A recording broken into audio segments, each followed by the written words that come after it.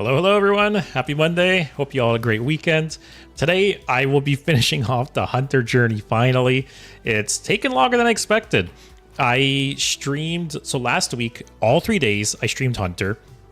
And then I also played a little bit off stream here and there.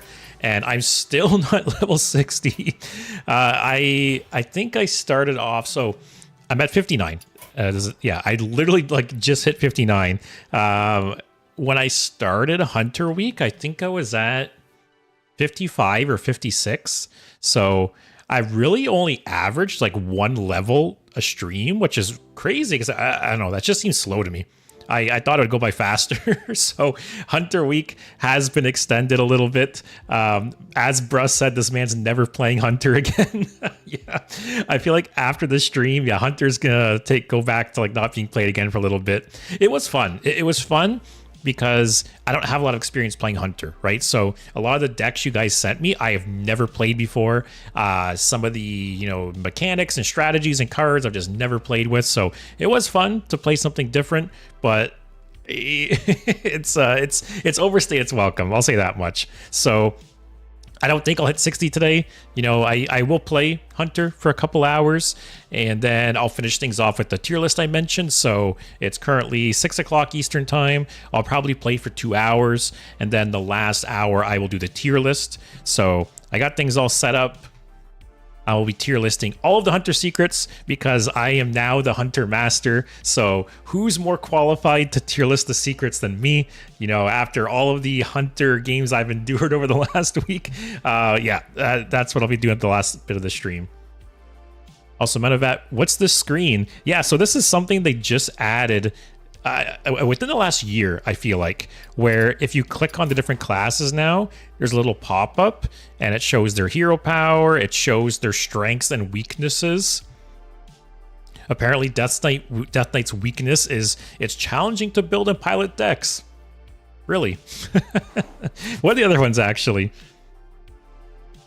It's so funny because I feel like these strengths and weaknesses very much were a thing. Like core Hearthstone, when Hearthstone first came out, the classes very much had a specific identity. They had things they were good at, things they were bad at, but I feel like the last few years, they've all just kind of blending together. They don't really have as strong of like weaknesses that they used to have, right? Yeah, I don't know. But yeah, apparently you can click on them now. And they have a little dingy there. But yeah, Hunter, still at level 60. Unfortunately, like I said, it's gone a lot slower than I expected. Also, how's it going, Broad Metavat? Did you guys have a good weekend? Hey, Zenny. Did you have a good weekend? Happy Monday. Also, bro, Hunter feels like a class that is just worse than the others. It's not the best at anything it does. It's the best at smorking. The best at going face. Although Druid, the Druids had some really, really strong aggro decks as well. I feel like Druid is like the jack of all trades class in Hearthstone. It does like everything. Time for Demon Hunter week. Yeah, Demon Hunter's the lowest now.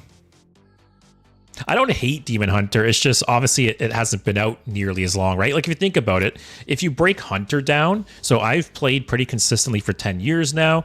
You break this down to like how many wins per year, and it's so much higher than Demon Hunter. Like, yeah, Demon Hunter is lower, but it hasn't been out nearly as long. Even Death Knight, even less. Death Knight's basically tied with Hunter, and Death Knight's been out a year and a half, something like that. Also, bruh, the best at going face is probably Warrior, Demon Hunter, or Rogue. Hey, tomorrow we're playing Warrior, bruh. I'm not sure if you, I can't remember if you were in Monday stream or if you heard or not, but tomorrow I'll be playing Warrior. I will either be playing a, what's it called? The stupid sandwich axe, Rye Cleaver. I'll either be playing a Rye Cleaver deck or I'll be playing Line Cook or both. I'll probably end up playing both decks. Druid is the jackass of all trades. Yeah, a lot of people aren't happy with Druid right now. Also, Zenny, today I found out I'm not level 60 with a single class, but 58 on Druid. All right, well, you know what you got to do, Zenny. I had my Hunter week, you get your Druid week. Although, good for you, right? There's so many good Druid decks. It shouldn't be hard. Also, no Rycleaver slander shall be accepted. Yeah, what did I say? The stupid the stupid bread axe or whatever. So I was sent an Elwyn Boar Hunter deck. Let's see if I got all the cards for it. I don't think I missed anyone else's decks. If anyone else sent me a deck last week and I missed it, I don't think I did, but let me know. How do I not have this? Was this card nerfed at some point? Let me look. Like, it's a rare. Why would I not have it? The only thing I can think is it got nerfed at some point, and I just disenchanted them all because I don't care about Hunter cards. Let me look. No. How do I not have this card?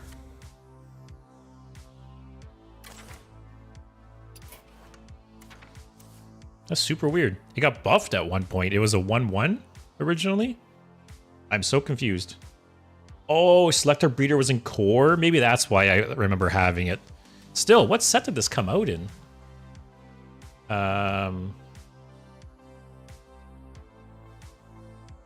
is it not in an expansion?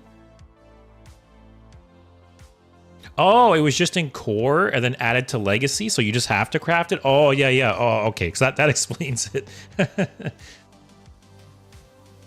Also, Zenny, by the way, the patch dropped. Are you pressing the holy dust button? So I did disenchant some of the cards. So I disenchanted the cards, and then I crafted Deathstalker Rexar. So I used up some dust there, and I have 1,800 left. So, you know, I have enough to last me a little bit, maybe another stream or two. So I might hit this button. We'll see. But yeah. It's nice. I think I had 5 dust before then. Oh yeah, so craft Selective Breeder. And like I said, yeah, I don't think I missed anyone's decks last week, but if anyone did send me a Hunter deck that I missed last week, go ahead, send it again. Because today will be the last time I play Hunter for a while. And it's funny because I have so many people who watch who love Hunter. Like so before last week, I had about 190 wins on Hunter. And I think over the course of the week, I got up to 220, 230, something like that. Let me look. 226. And I have multiple people who watch me who say they have like 2,000 Hunter wins, 3,000, 4,000 Hunter wins. Like, it's insane. Also, Steve, I've played 170 games of Standard in the last week and fought 0 Rycleaver Warriors. Yeah, I saw... what is it? You know, you guys know like Vicious Syndicate. They do like a podcast and stuff, and I always read the summary on Reddit. And I think I saw that it was mentioned that Rycleaver Warrior had like a 20% win rate or something before the buffs. So even if they double the win rate, it's still gonna be a bad deck. But hey, I'll play it. Also, Shadow, it rotated from the core set. You're probably missing other core set cards that rotated. Yeah, I didn't even realize that was a thing. Interesting. Like I said, especially like Hunter cards, right? I'm not really actively crafting Hunter cards. Also, bro, I've been quite busy recently. I'll leave a bit early today as well. I have to go read a book and translate it. Oh, fun. You have to translate that for school, or is that for fun, or what's the deal there? Also, Metavet, I have a Meme Warrior deck list if you play fan list tomorrow. Yeah. So, like I said, tomorrow I want to play a Rycleaver. I keep forgetting the name.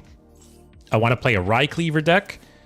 So if anyone has an example and you want to save me the time of building it, go ahead. And the other deck I want to play is... what's it called? Line Cook. Yeah, I want to play Line Cook. If I can find it. Yeah, so both of these decks looked really fun going into the expansion, and I just never had the chance to play them the release week.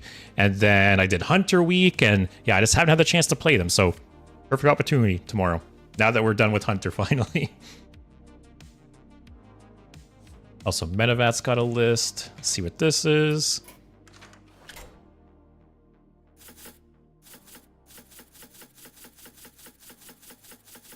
Oh, this is Reno? Oh, not Reno.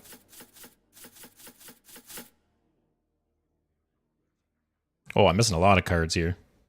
Oh, yeah, this one I 100% disenchanted after it got nerfed.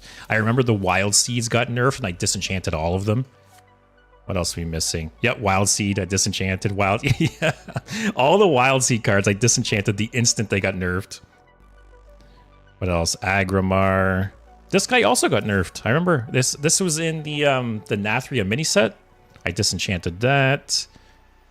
What else do we got? Where'd this come from? Darkmoon Fair. Summon a minion from your deck. It attacks enemy hero, then dies. I do not remember this card at all. Do you plan to play Lamplighter at all? Yeah. I don't think I've played a Lamplighter deck. But yeah, 100%.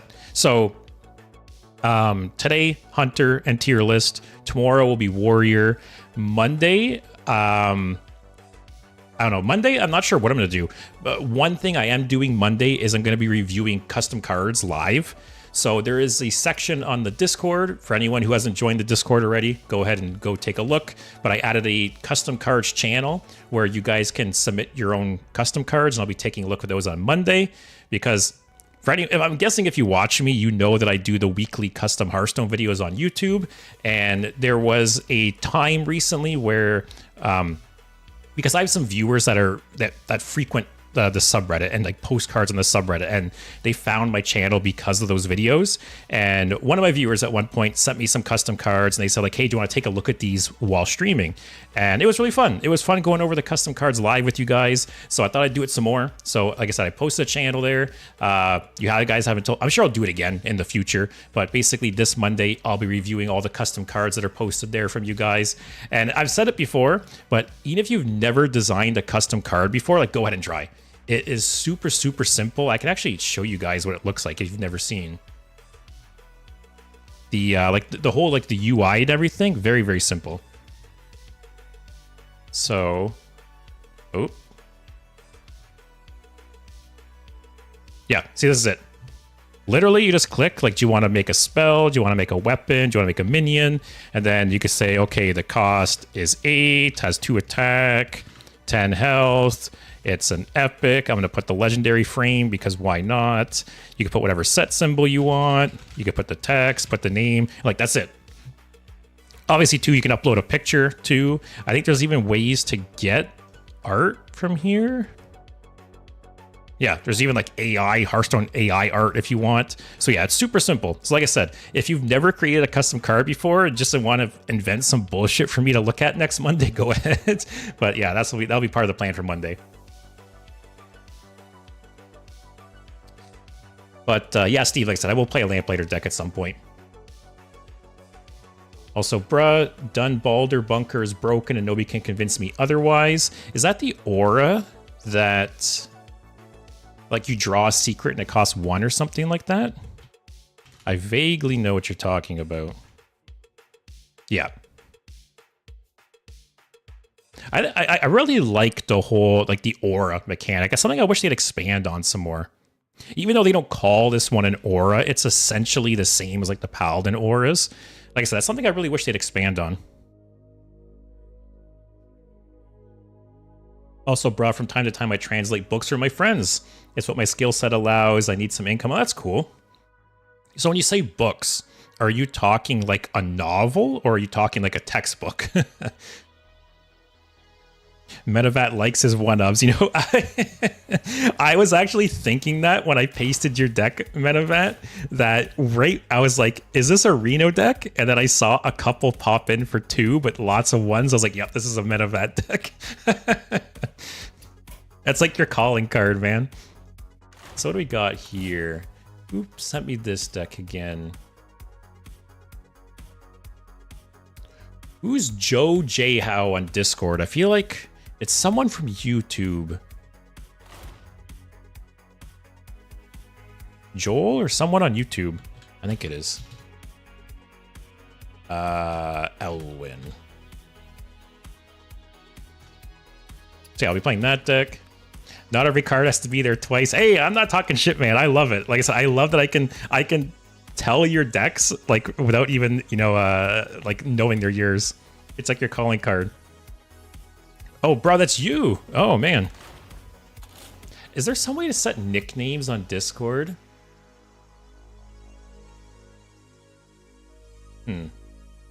Does anyone who has like more experience Why does everyone call me Joe J? How is it supposed to be pronounced? And hey, Leo. Oh yeah, see, I thought maybe it was Leo for some reason. But hi, how's it going? Yeah, as someone who has more experience with Discord, because I'll be honest, I don't have much experience with Discord. I've used it a little bit here and there, but I've never like ran a server. I don't know a lot. Right click the person. You can add a nickname. Oh, change nickname.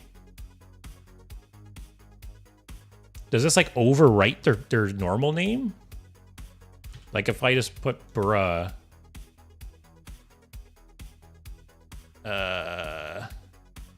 Here, what if I do...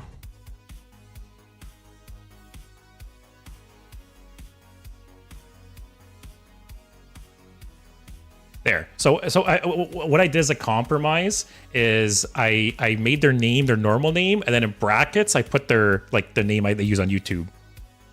So you still have the spirit of the original name, but I'll remember who you are more easily. Hey Monkey, how's it going? Did you have a good weekend? Also, Leo, do you still have my Spell Hunter deck from last week? Yeah, so I will say, Leo, because I've been playing Hunter a bit off stream, trying to get level 60, and your deck is the one I've been playing the most, just because it's just random fun bullshit. So yeah, your deck is the one I've been playing the most. As you can see, I've culled a lot of them. I've either been playing Amalgam Hunter if I want like fast games, or I've been playing your deck if time is not an issue, because it's a fun deck.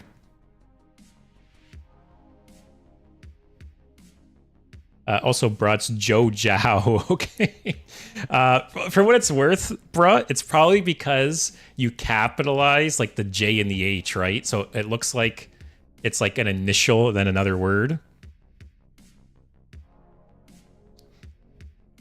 But yeah, Zenny, everyone will see them as bruh. If you do, by the way, you missed my deck. Should I send it again? Oh, yeah, there it is. Is this a Hunter deck? Also, Zenny will be making some custom cards. Nice. I can't wait to see some of the shit you guys come up with. Oh, pirates. All right. So this is Zenny pirates. Yeah, so funny enough, I've mentioned this before because you guys have sent me other decks that have patches, but years and years ago, I disenchanted patches. I just never made them again. Also, other patches in it. Okay, here. Oh wait, it's that's a Demon Hunter card. I forgot. What kind of pirates can I put in here to fill the gap? Leo didn't think it'd work out so well. So I'll be honest, like the deck might not be the strongest. Like, what's my win rate with it? What's the deck called again?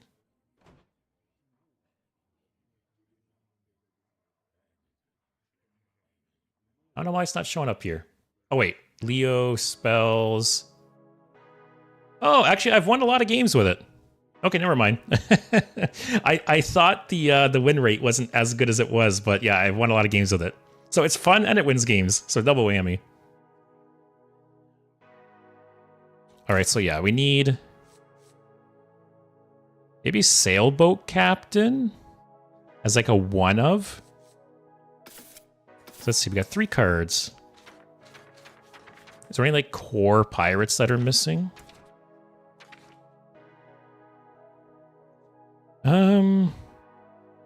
Coconut Cannoneer I don't think is good enough. Parachute Brigade, or Brigand's okay, right? Shark Puncher. Ship's Cannon. Maybe I do 1 Sailboat Captain. Then this one? We'll try it. I didn't even realize Drinkster was a pirate. And hey Pod, hey to everyone including Cottage. Yeah, Cottage is in the other room. Cottage does not like me streaming recently. I've just watched your Tendril Shaman video and it seems like a fun deck. Yeah, like I'll be honest, I don't think I won money games that stream. Let me look. But it was fun. Oh, never mind. It was 50-50. I won 6 games, I lost 6 games. For some reason, I thought I lost a lot more than that, but no, it was a fun deck for sure. Personally, I put in Backstage Bouncer to make 2 taunts from the Tendril. What card is that again? Oh, yeah, I could see that. I feel like this deck is so, like, at least the way I want to play it, I feel like it's so optimized already. If Renathal was standard legal, this could definitely be a Renathal deck, though. I feel like there's so many good, just, like, random Shaman cards that are good in a vacuum. Also, Zenny, I'm missing 1 card. Oh. Oh. Interesting. All right, we'll throw... actually, here, who was it? Someone... Steve mentioned drink server. Let's put 1 drink server in. Don't want to go too crazy. Metabat says Shark Puncher. All right, here, let me take out the Sailboat Captain, and I'll put Shark Puncher in. There. You guys you guys contributed to the deck. We got the drink server and Shark Puncher.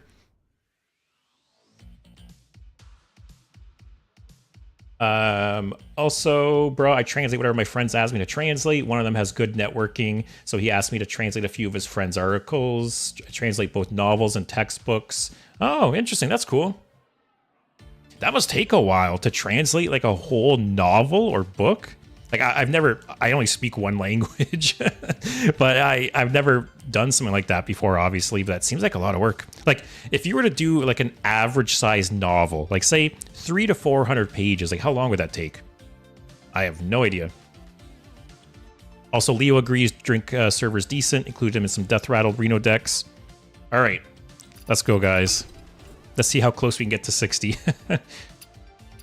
So... oh, I forgot the name. I forgot they have to update the name. This is Bruh Elwyn. We got Bruh Elwyn. Oh, all wild decks. All right. So I'll be playing for about 2 hours, and then I'll finish things off with the tier list. So I'll be tier listing all of the Hunter secrets. Leo, do you play Tavern Brawl? There's an opportunity to play Tendrils now. So I do play Tavern Brawl. I play Tavern Brawl every week just to like get the free pack. I don't know why I don't stream it more often. I remember like my first couple months of streaming, I feel like I played the Tavern Brawl like every week on stream a little bit. And some weeks are better than others. You know, I think some weeks... What is this deck again? Oh yeah, Elwyn Boar. Some decks, you know, or sorry, some Tavern Brawls. Some Tavern Brawls are really fun, and I can sit there for hours and play them. And then other Tavern Brawls are so bad that I get my pack and I'm out. Like, one and done. But, yeah, I should play them more often on stream. Because there's some really fun ones, like I said. Do this before drawing the Elwyn Boar. So how does this win? We get copies... Okay, get a copy with Emergency Maneuver, copy with Selective Breeder. That can repeat a copy.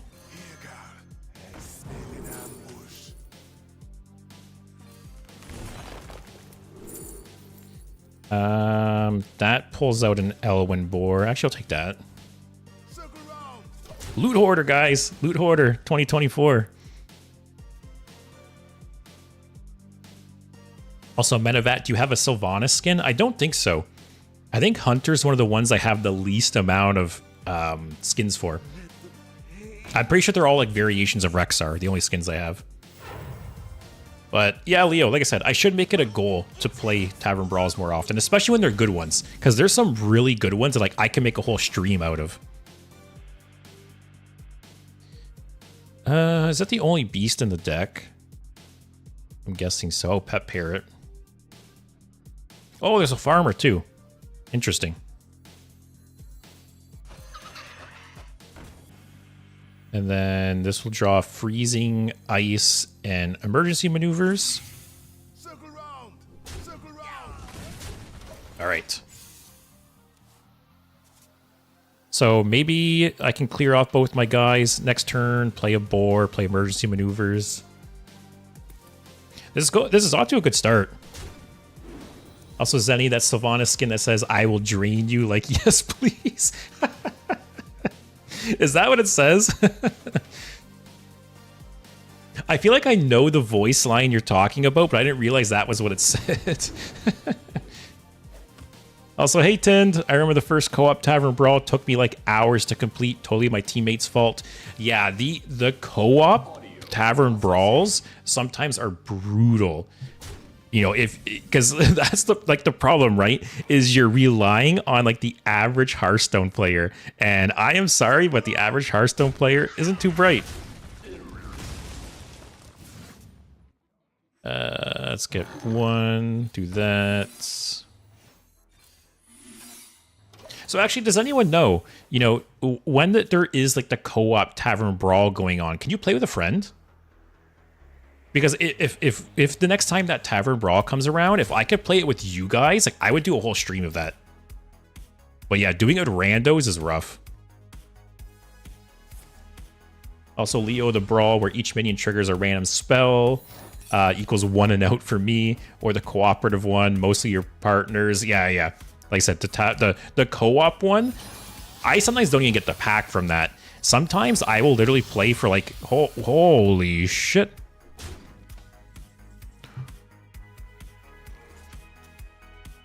A casual 3 mana deal 15 damage. Oh my god. Okay. So I want to get rid of the spell damage. I don't want to put any other minion on the board until this triggers. So what if I just do this, do this, do this?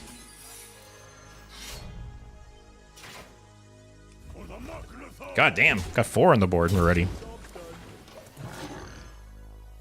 Zenny and Medevac, yes, you can. Okay, so okay, the next time there's a co-op Tavern Brawl, if I don't notice, you guys remind me, and I'll play with you guys, because that will probably be such a more enjoyable experience, because that one's dreadful sometimes, man.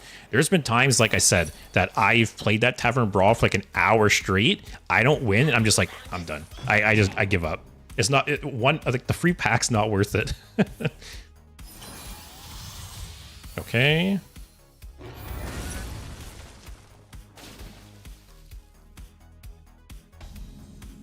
So I need 4 more to die. Ain't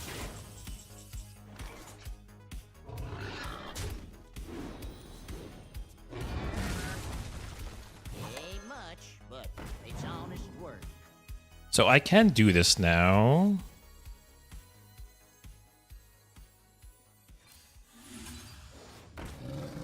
Let's do this too, slow him down a little bit. Actually, no. Let's do this. Let's give him another boar. Okay. So how many have died now? Okay, so if these 3 die, I get it. Also, Leo says, sweet deck, first time seeing boars outside of priest. Yeah, it's true. It usually is just... Oh, God. It's usually priests, right? The nice thing is I have a bunch of like bodies on the board to absorb light show shots, right? He's gonna rip two or 3 light shows here. So light show costs 1. Just rips 3 here. Okay, rips 2. Also, Zenny, that brawls hard with a random. I think I only won it once. Yeah, like I said. What?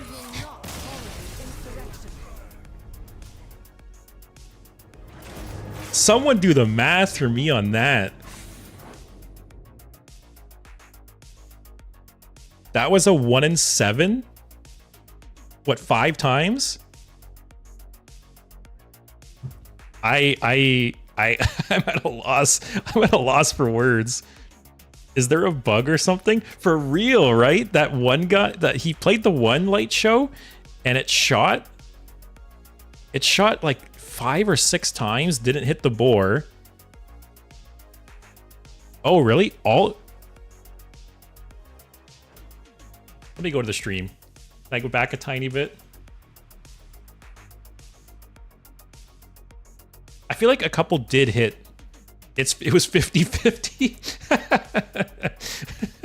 Yeah, I'm pretty sure they did a light show at some point, and a couple of them hit minions. I'm scrolling back in the stream right now. Either that was a bug or that was actually insane. Like that hit a 1 in 7 5 times there at the end. Yeah, I can't see it, but I'm pretty sure they played a light show at one point that hit some of my minions. I think that was just insanely bad luck. If it hits you 5 times, the odds are 0.000059. Hi, Trollden. Man, I had a good clip last week, I think, that I actually submitted a clip to Trollden. So for the first time ever, let me see if I can find it on Twitch here. I'll show it to you guys quick. For anyone who was here. How do I see this shit?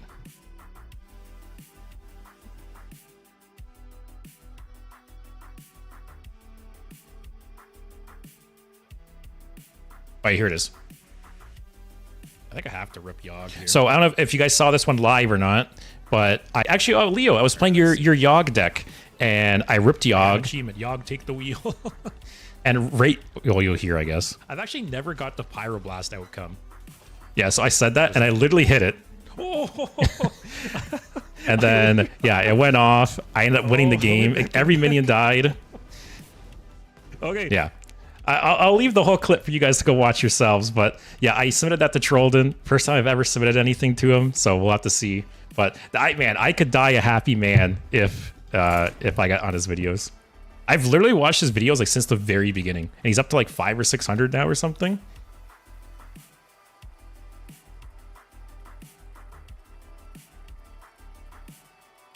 Yeah, so I don't know. Does anyone know? Is there a bug with Light Show, or do I just have the worst luck in the world? Because that was insane.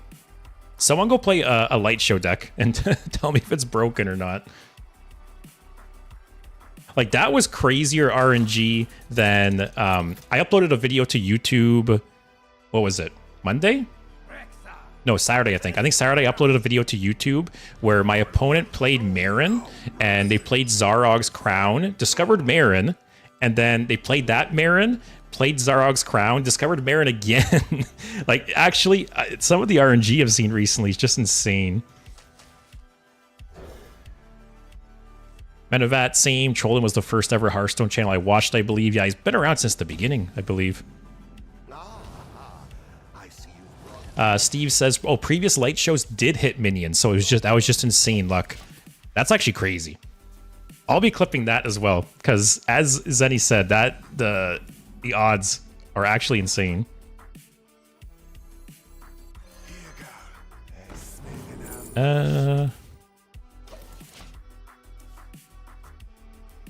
Metavat, oh, Metavat, you're on a Trollden video. Nice. Which one? You'll have to send it to me.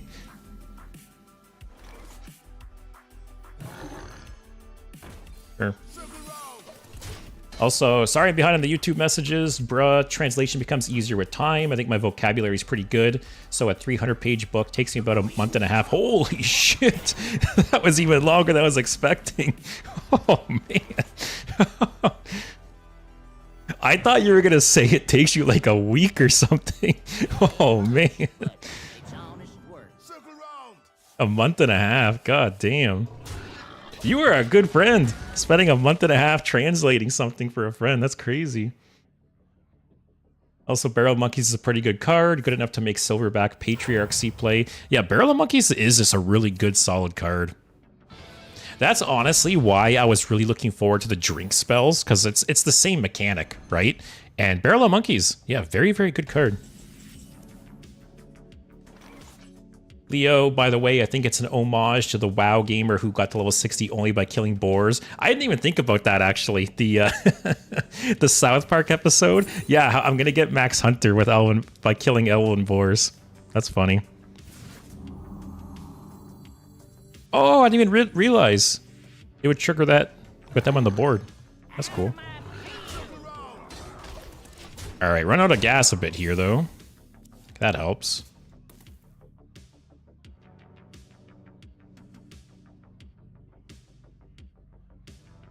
But yeah, Menevat, did you used to stream or do YouTube or something to get on a trolling clip? Or were you like the opponent in a trolling clip? Another Elwyn boar? Oh, this is probably better, right? Gives me a copy instead.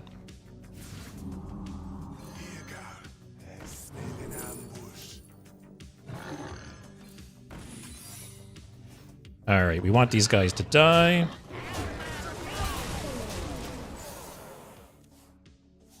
Also, Leo says, like Crip said, if Blizzard wants you to lose, you lose.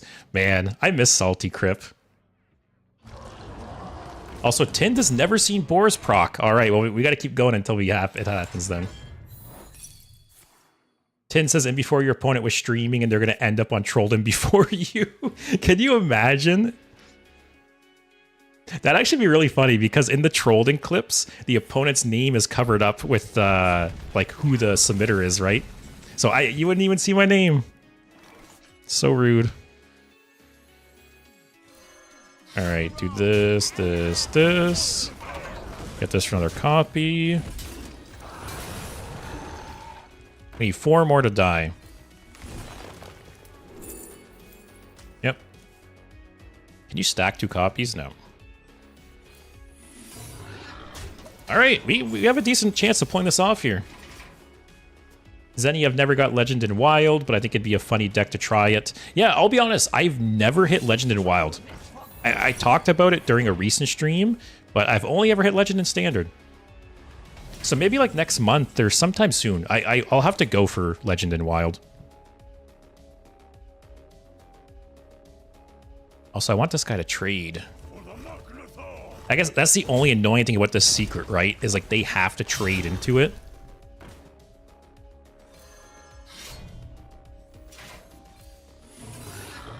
But if they do some kind of board clear or something, right? All right. We need 2 more to die. So 1 more after this. We got 1 in the deck. So technically, we actually don't even need any copy effects.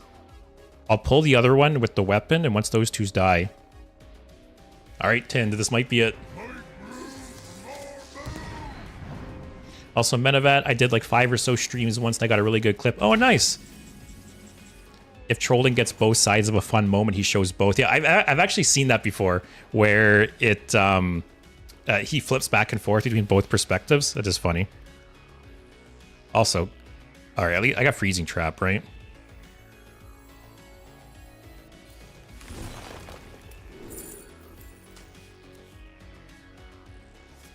Ain't much, but it's honest work.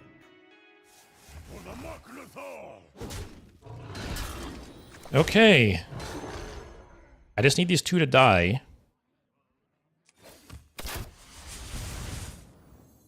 Should I just do this then? Because he could hit this and trigger evasive maneuver. Maybe I want to flood the board and force like an AoE, like a sanitize or something. Although I have Ice Trap up, so maybe there's no sanitize coming.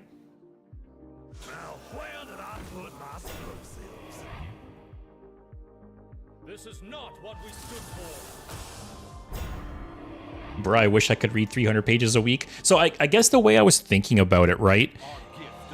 I don't know. I guess I wasn't comparing it to like reading a book, because I guess if you are translating something, you do have to kind of read and comprehend it, right? It's not a matter of I don't know. It's not a matter of just like reading and copying. I feel like you have to actually read and comprehend it, right? Especially because you need to understand like grammar and context and stuff like that. So maybe I was giving it like, maybe I was thinking about it actually easier than it is. All right, Tind, we did it.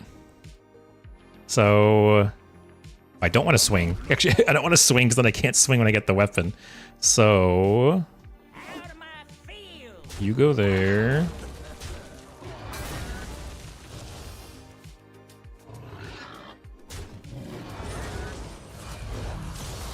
All right, guys. Elwyn Boars, level 60 Hunter. I am going to hit here. Just because I need to get rid of that 15-15, right? I got these, I guess. Ah, whatever. This game's over.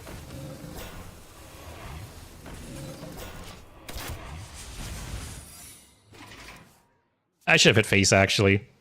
I don't know. I was scared of that 15-15 on board, man. Even though, because I have freezing, or I have freezing trap. You could have triggered freezing with Astalor, then attacked with the 15-15. I still want to risk it. Always go face with sword. Yeah, I don't know. Especially I'm Hunter, man. Just go face. You can block him with the monkeys. Yeah, I wasn't thinking about that. Whatever. We did it. That was pretty good. Game 2, we did it. Game 1, we almost got it. Also, stream hasn't frozen, guys. Hearthstone can't handle my Hunter kills. This happened last week, too. I don't know what. Small indie company, guys. Tind, I imagine it's a lot easier to hit Legend in Wild since there's less people. I don't know. It's like the pros and cons, right? Yes, there's less people, but the power level of the decks are higher. I don't know.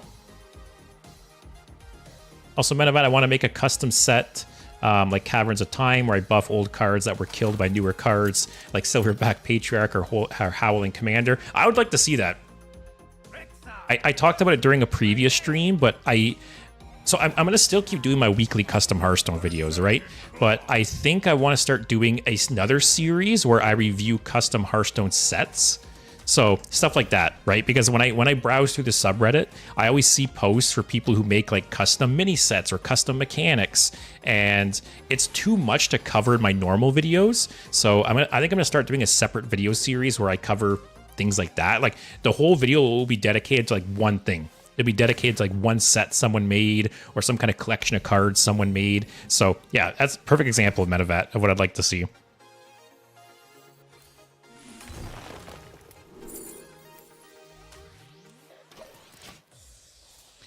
Bro's got to go. Read like 2 chapters of the shittiest book ever written. Yeah, thanks for watching, bro. Hope you have a good night. Hopefully you can make it for some of the Warrior stream tomorrow, though. Yeah, thanks for watching, and good luck. Hey, Scenario, are you playing viewer decks again? Yeah, today is the last Hunter stream, so if you have any last-minute decks you want to submit, go ahead.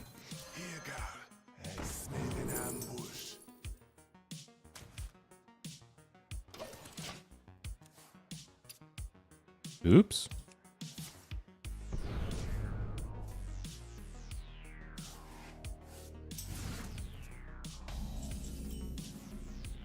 Oh yeah, Leo. Leo had the exact same point as me, actually. Let's do this. Yeah, Leo had the exact same point as me. Less people in Wild, but the overall deck quality is way higher. Yeah, so they kind of balance each other out.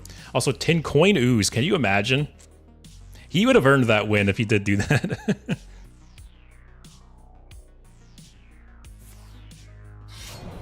Also, Zenny, I'll make some new Inspire cards for the stream. That's a good one. I've actually been wanting to revisit old keywords and try to like redo them in like modern Hearthstone. So that's a good idea too. Ain't much, but it's honest work. All right, next turn, bird watching. Hopefully hit the boar. Yeah. Since we're talking books, I love them so much. So I'm hit and miss with books. I will go through periods. I will go through like a 3 to 6 month period where I just demolish books back to back. Like I'll be reading a book every week, every other week, and then I won't read for like a year. So it's kind of like Battlegrounds, you know. I've talked about Battlegrounds before, that I will play Battlegrounds a shit ton and then I will never touch it for like a year. I'm very much like that with books too. I feel like I will read like crazy for a while and then fall off it for a year. Another boar. Man, this deck is doing good. Also, this still says Joel for some reason. This is Bruh's deck. Also, Menavat, I recently bought S by J.J. Abrams and Doug Dorst because it looks really interesting. Do you have a tip for pushing? So, for books, I'm very much a sci-fi guy. I used to be into fantasy a lot when I was younger, you know, like Lord of the Rings and like stuff like that. And I still do enjoy that stuff, but sci-fi is my go-to. Anything like space, future related, I love that shit. How many have we had die? Need 4 more. Okay. This gets me another boar.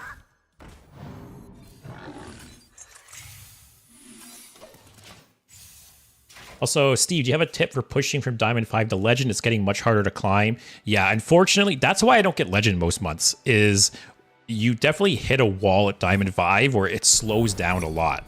You know, and the main reason is, well, I guess there's a couple of reasons. One is you have no more winning streaks. So up until Diamond 5, you can hit winning streaks and climb faster, but there's none of that in Diamond 5 to Legend. Also, 2, you're going to be running into a lot more like try-hard, sweaty players at that point. Also, what's going on here? So yeah, Diamond 5 and up, you'll be playing against a lot more people taking it seriously, a lot more people, you know, just playing better decks, playing better. So honestly, the biggest piece of advice is just time. You know, it does suck, but yeah, time is just the biggest investment to get to Legend. I feel like if you're capable of hitting Diamond 5, you're capable of hitting Legend. It's just the time investment.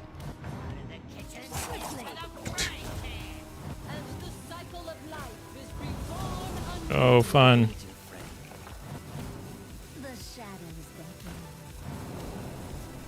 Imagine you had no Shadow Step or anything. Ah.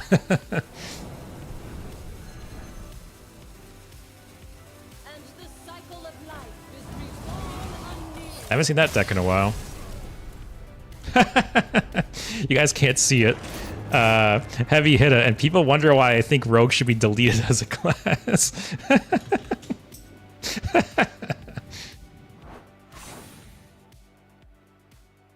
Also, Zenny says, Steve, ditch your self-respect and play a meta deck. That is the other option. Also, scenario, it has to be Hunter. Yeah, so today I'm focusing on Hunter. Tomorrow, I'm focusing on Warrior. So if you have either a Hunter deck for today or a Warrior deck for tomorrow, you can go ahead and post it.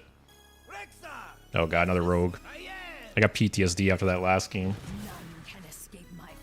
What kind of Warrior decks are you planning to play tomorrow? So there's 2 main archetypes I want to play tomorrow. And that is Rycleaver. I want to play a Rycleaver deck, and I want to play a Line Cook deck. Those are the 2. So if you guys have some like fun takes on those decks, yeah, go ahead and either submit them or get them ready to send to me tomorrow. But that'll be the plan for tomorrow.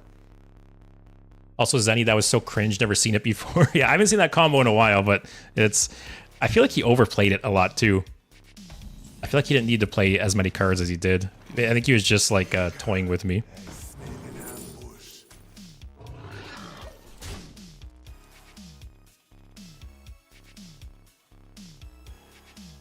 Also, this weekend, I went to the United States because I've said it before, but I live pretty close to the border.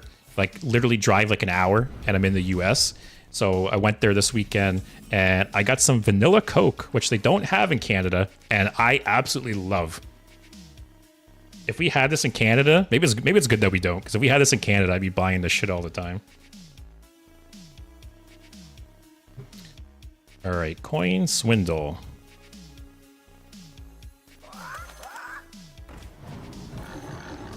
Man, this deck is being like pretty consistent. I feel like I don't know. Very like tight deck. I feel like it's very optimized.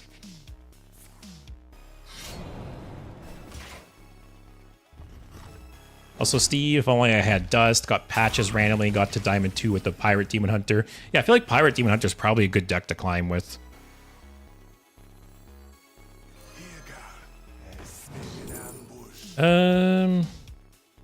Actually, I'll grab this, right? Because technically this is just an extra one. Alright, so I've had none die. I got 4 on board. I need 3 more. Zenny, what's the U.S. state you live near? Michigan. Let me bring up a map.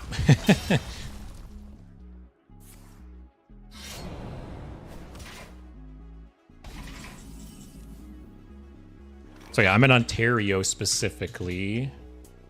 Let me get a map of Ontario.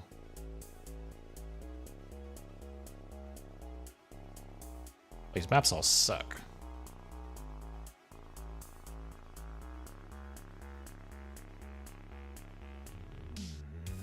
How hard is it to find a good map of Ontario? I don't want to just open Google Maps because it'll probably have a blue dot exactly where I am. Let's do this. I'm not going to swing at the weapon because I want to keep one in my deck to discover or do stuff with it.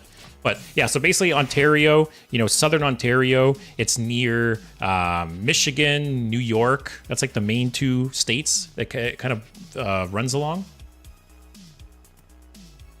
Yeah, don't self-dox. Yeah, I purposely didn't want to open Google Maps. I can't find any good pictures. But, oh, Vanish. We were just talking about Vanish last week, I think. That kind of works. Ain't much, but it's honest work. Actually, I should have played one of these instead of both of those, but it's fine. But yeah, like I said, Michigan. New York is also very, very close too. Leo, I prefer cherry / Dr. Pepper. So funny enough, those are my top. So ignoring vanilla Coke, those are my top 2 favorite pops. Cherry Coke and Dr. Pepper, 100% are my favorites. But yeah, vanilla Coke takes the crown. It's just not available in Canada. I don't know why.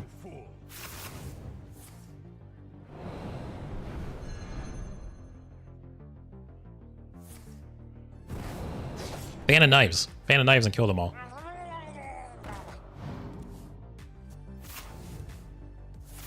Not gonna lie, Dr. Pepper is undrinkable for me. I feel like people are very divided on Dr. Pepper. Like, people either love Dr. Pepper, like it's their favorite pop, or people despise it. There's like no in between. Like, no one else. I feel like there's no one in the world where will you ask, like, do you like Dr. Pepper? They'll be like, it's okay. It's either it's disgusting or I love it. There's no in between. All right, boar. Perfect.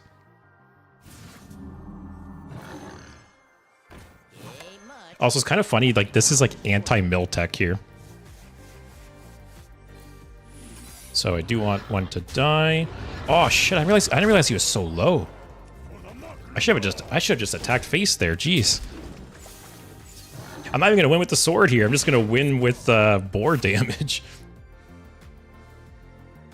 I was in New York once, and there was a dude with a pickup truck handing out Dr. Pepper cans. I was like 10 and I almost puked. Aw, come on, it's not that bad. Hugh says, I think Dr. Pepper's all right. I think you're a liar, my friend. You gotta pick a side, man. Do you like it or do you hate it? Menovat, Dr. Pepper isn't normally being sold where I live, but I saw it once and I had to try it to see what all the hype was about, and I hated it. So fun fact, I forget if this is just the United States or all of North America, but Dr. Pepper recently passed Pepsi for the second best-selling pop in the country. Which is funny, because like I knew Dr. Pepper was popular, but I didn't know it was that popular. Like, it's literally sells more than Pepsi now, at least in the US. Mill players, man. It gave me PTSD because it just tastes like medicine. I feel like I've heard that comparison before. Like, obviously I don't see it, or I just secretly love medicine. I don't know, but yeah, I don't see the comparison. Hugh says better than Coke. So I feel like regular Coke, I'm not huge on. Like, I will never just drink a can of Coke. I feel like the only times I ever drink Coke is with like alcohol. But cherry Coke, I will just drink a can of cherry Coke. But regular Coke, it's gone to the point where just drinking a can of regular Coke, it tastes weird. Like, Coke by itself tastes like it's missing something. And it's just because it's missing alcohol. But like I said, I don't drink Coke by itself. It's only ever with alcohol if I do drink it. What is this for?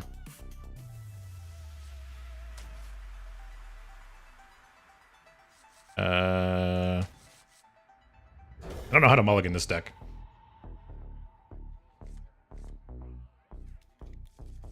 Also, Zenny, Coke tastes good here since it's sugar cane sweeteners and not corn. So, oh, that is true.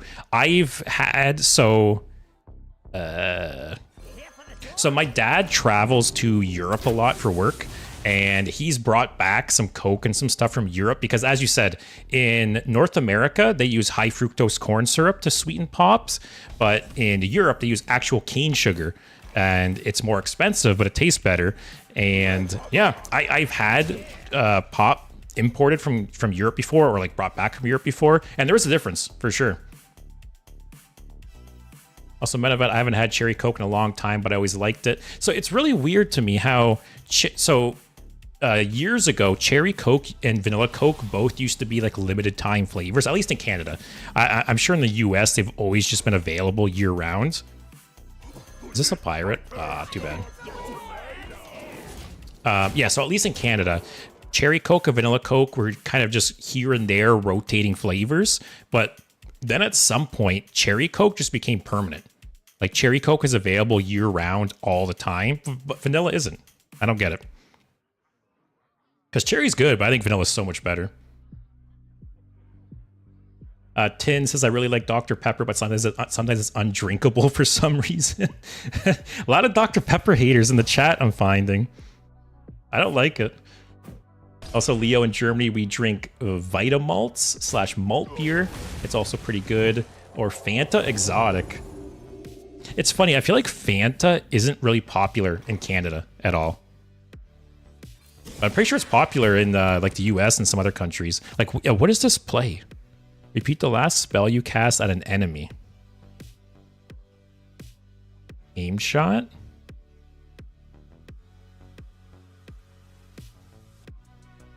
Literally aim shot.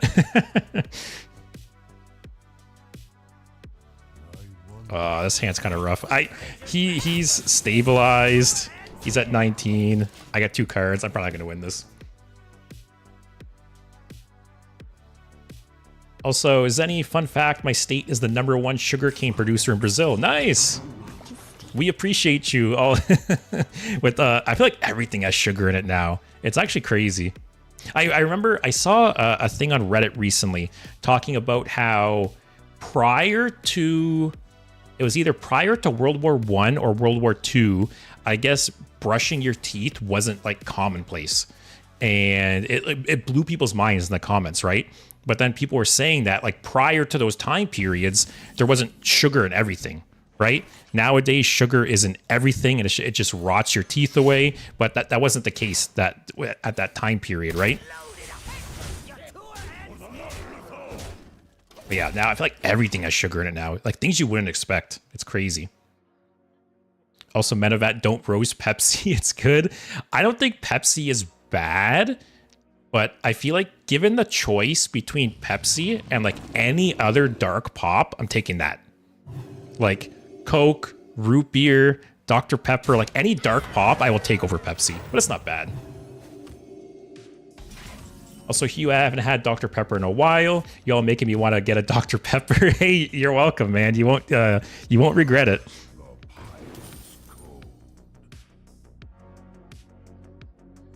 Do I just lose this game? Hanging on by a thread. Tin says 100% of Pepsi sales are accompanied by the phrase, "We don't have Coke, is Pepsi okay?" That's so funny. It's so true. Odd, you should try to purchase Kofola from Czech Republic. I love it more than Pepsi or Coke drinks. Let me Google it. Kofola. Kofola sounds like the cheapest, like, no-name grocery store brand pop. Let me look it up. All right, guys. Here's Kofola. Oh, there's different kinds, too. Oh, it's so small. We got citrus. What is this? Is this like a root beer? This is like orange? Lemon? You gotta fill us in here, Pod. So what is this guy doing?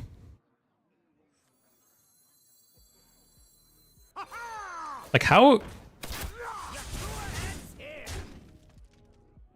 Do I just put this on the board?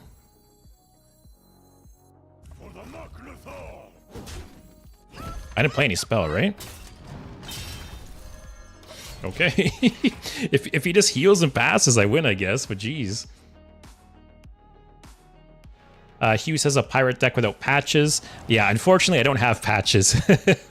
So patches was in the deck, but I don't have them.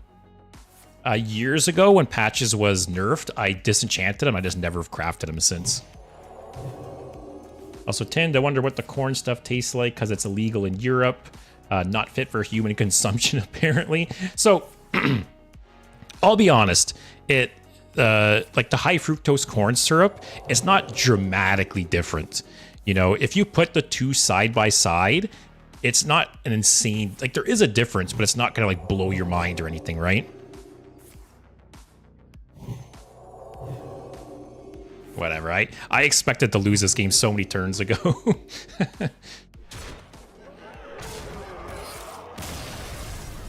Also, Hugh, we've got you surrounded. Come drink your corn syrup. Like, I will say, was like aspartame and what are the other like artificial sweeteners they use? Let's find out.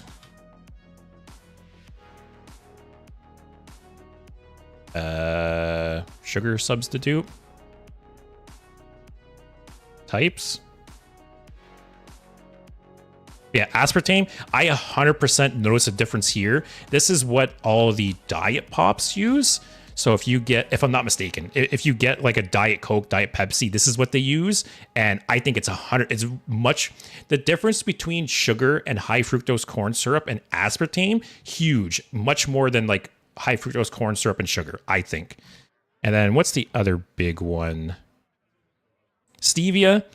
I don't have much experience with stevia. I know some people put it in like their coffees and stuff, but I don't drink coffee. Oh, soup. I can't talk. Sucralose. This is the other big one. I forget what uses sucralose that I've had. If I'm not mistaken, I'm pretty sure the Diet Pops use one of them and the Zero, like say a Coke Zero, uses the other, I think. But yeah, anyways, I think sucralose and aspartame are much more noticeable than high fructose corn syrup. Or it's just, it could be just because I'm used to it, right? Like I've drank pop with high fructose corn syrup my entire life, so maybe I'm just more used to it. So yeah, actually that's a good point. I wonder if someone from Europe, someone who's only ever drank pop with cane sugar, if they had a pop here, how different it would be. People were healthier in the past before sugar, energy, fast food, also a lot less allergic reactions. Yeah, 100%. Like I said with the teeth brushing thing, right?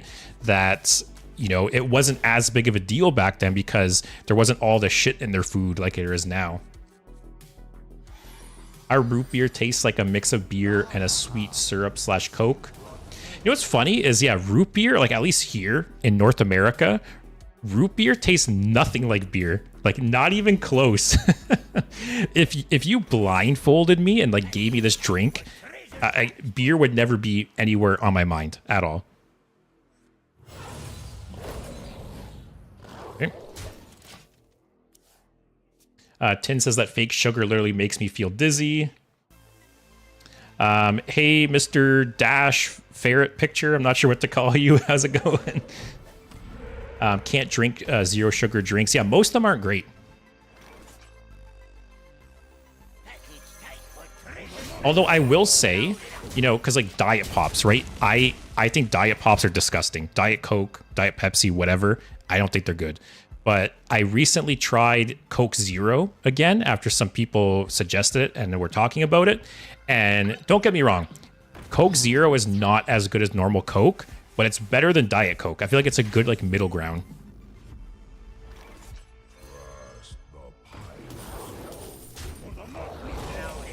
Also, I don't know what the hell is like in that though, because it's literally zero sugar, 0 calories, and it tastes very, very similar to Coke. Like what's in it? It's kind of crazy. Also, Steve, does this deck have no card draw at all? I think that might be the case. We don't need the card draw though. Also, Menabat, I've never had root beer. What does it taste like? Honestly, I don't even know how to describe root beer. Because like I said, at least in North America, the beer part of the name is a lie. It tastes nothing like beer at all.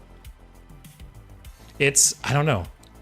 It's a darker pop. It's similar to like Coke and Pepsi, but yeah, a little sweeter. It's got some other flavors in it. Actually, that's how maybe that's how I would describe it. Root beer is like if you took Coke and like sprinkled some like spices and stuff in it. That's how I'd probably describe root beer, actually.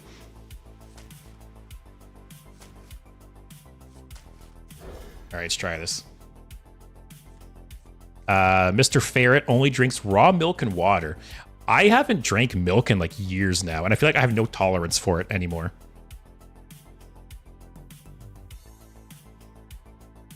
Tin says water is the only drink with 0 calories. Hey, it says on the can it has 0 calories. Let's look it up. Yeah, look at right on Coke's website. Go away. Where do I see this stuff? Yeah, 0 calories. 0 sugar. It's literally got a little bit of sodium, a little bit of potassium, and that's it. And it tastes so similar to Coke. It's like magic. I don't know. Who goes there? Pirates away! I'll save the coin. South Sea Captain coin out. Also, Menevat, I don't really like bottled Kofala, but draft Kofala's goated. Menevat, you haven't replaced missing cards in my deck yet. Oh, I'll take a look after this game, Menevat. Sorry, I forgot about that. I'll be honest, I was missing a lot of cards in the deck, and I think I got a little overwhelmed, so I moved on. But yeah, I'll go ahead and fix it. Stevia is supposed to be healthy, but it tastes like shit. Yeah, I've known a lot of people, actually, that prefer stevia to sugar, like I said, like in their coffee and things like that. Because, yeah, supposedly it's healthier. I don't know if it's like a marketing ploy. Why did I think this was the other one drop? I thought this was this guy. I don't really play pirates, and they all look the same to me. Also, Menevat, that Dr. Pepper I had was imported, so I wonder if the terrible taste was actually caused by the corn syrup. Oh, it could be. Like I said, to me, I think high fructose corn syrup and cane sugar, very, very similar. Very little difference. There is a difference, but it's not huge. But I think it's maybe just due to the fact that, like, I grew up drinking it, right? Oh. Hey, we're gonna get Chatty Macaw value finally. Hey, Ayato. Just opened a random Paradise pack and a standard pack. Got 2 legendaries back to back. And your first signature. Wow. Oh, and you got the Paladin Tourist. Oh, you got the Bathing Suit Lanessa card, eh? Good for you.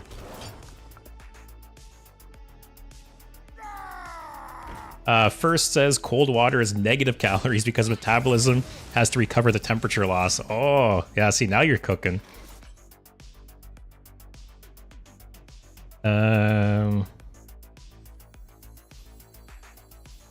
Hit the 3/3. Hit the 3/3 or his face. Yeah, I'll take it. Oh, that's a big hero power. Actually, speaking of the Bathing Suit Lanessa card, did you guys know they actually changed the art for that card? Like prior to release. So this is the way the card looks.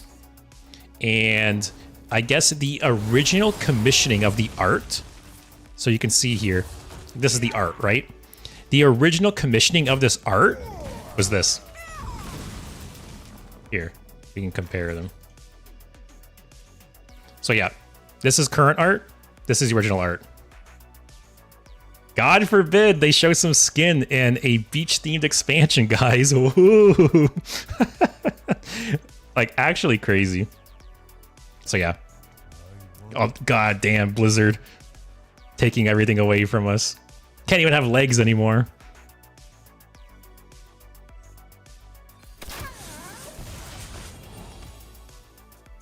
Also, Tin, the legislation is such that if your product has less than a certain amount of calories, it's technically 0 calories, so it's just very little calories. Oh, interesting. I didn't know that. So it's like a rounding error. Also, Leo, for our root beer, you can Google Vitamalts. It's hard to explain otherwise. Let me look. I should make this like my background. Rest in peace. Vitamalts. I don't know why, but this reminds me of what's that Australian shit that everyone likes and is like disgusting apparently. Oh, what's it called again? Starts with an M, I think. You know, I probably lost, but let's do a play first.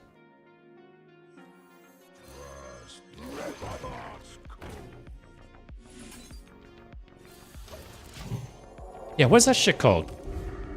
Nasty Australian food. Probably gonna come up. Vegemite, that's it. Yeah, I've seen like the Vegemite, and it's like in the yellow with the red there. This looks so similar. Das Original. So I'm guessing that's alcohol free.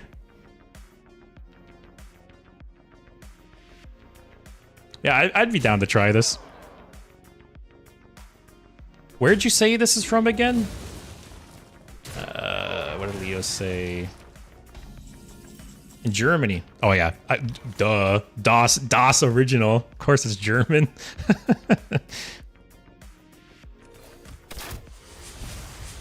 Is there any way I win this game, guys? And Ayato, yes, we got robbed. They nerfed Lanessa. Like I said, God forbid you show some skin, guys. Too much booty and legs, banhammer. Actually, yeah, so I think next week I'm coming out with the video where I talk about the nerfed art. Because I talked about this last week, I believe. But for anyone unfamiliar, Blizzard actually nerfed the art for a bunch of cards in 2019, I believe.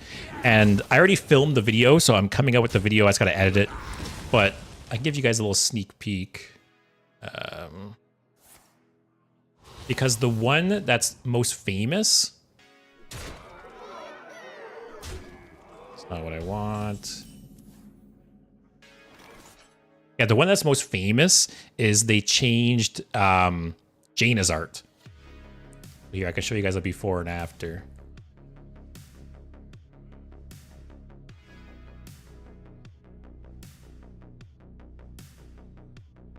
So here is Jaina's portrait art, right? Default mage portrait. So prior to 2019, the portrait looked slightly different.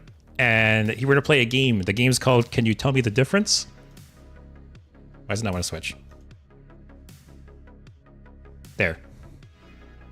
Can you guys tell me the difference? That's literally all they changed. And the official reason is that they wanted to make the art in the game more like cohesive or something like that. But like, come on. Really? Goddamn Blizzard. Charge?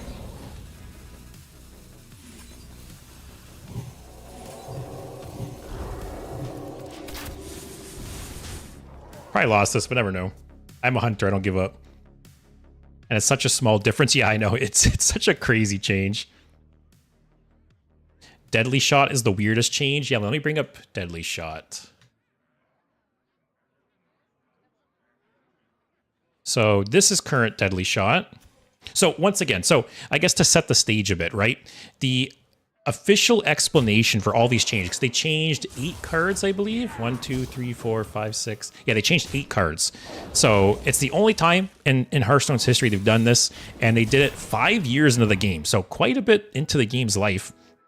And the explanation was that they wanted to bring like old artwork in line with current Hearthstone. So basically they were saying that the old arts didn't really fit in with the current artwork and they wanted to update them.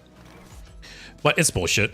Yeah, this game's over. Like I said, it's bullshit. The actual reason for these changes, you can tell it's one of 2 things. One, it is censorship laws. So there's a bunch of countries that, you know, they don't allow like blood or bones or skeletons, like China, namely. So some of these changes were obviously appealing to those countries, and the other changes is just Blizzard removing like sexual imagery, like the Jaina thing, right? And Deadly Shot is a good example because, so this is current Deadly Shot, right? That's old Deadly Shot. Like, there's no way you can tell me this doesn't look like Hearthstone art. Like, it's just they changed it to not have a bolt going through a guy with some blood splattering. But like I said, this looks like Hearthstone art. Like, some of the changes, sure, I could see the argument that they don't quite look like modern Hearthstone art. Like, here, I gotta show you guys all of them. We'll take a little break.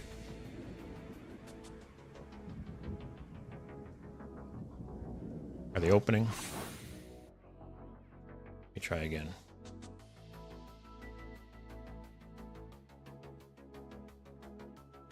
Oh, all right. So here's Byte. This is the current version of Byte, and here is the old version of Byte. So this is an example that, sure, I could concede that this doesn't quite look like Hearthstone art. Like, it does, but it doesn't have that like cartoony modern Hearthstone look. So this is one example where like I could accept their explanation, but it's still bullshit. You know, you could tell they got rid of it because they got rid of like the blood and stuff, right? So new Byte, old Byte. And there's Deadly Shot, which, like I said, that's Hearthstone art. You can't tell me that doesn't look like Hearthstone art. They just wanted to get rid of like the blood and stuff. Then we have Eviscerate. So Eviscerate's the craziest one because once again, Blizzard said, oh, we're just bringing our art like in line with our new standards, right? So tell me if you guys can see the difference on this one. This is new Eviscerate, old Eviscerate. New, old, new, old. Literally the only thing they did was remove this little blood splatter here. That's it. So like, get out of here with your bullshit PR excuses. And then we got Head Crack. This is the new artwork. And then this is the old artwork, which, similar to Byte, I can see the argument where this isn't quite like modern Hearthstone art, but still, you can see why they changed it.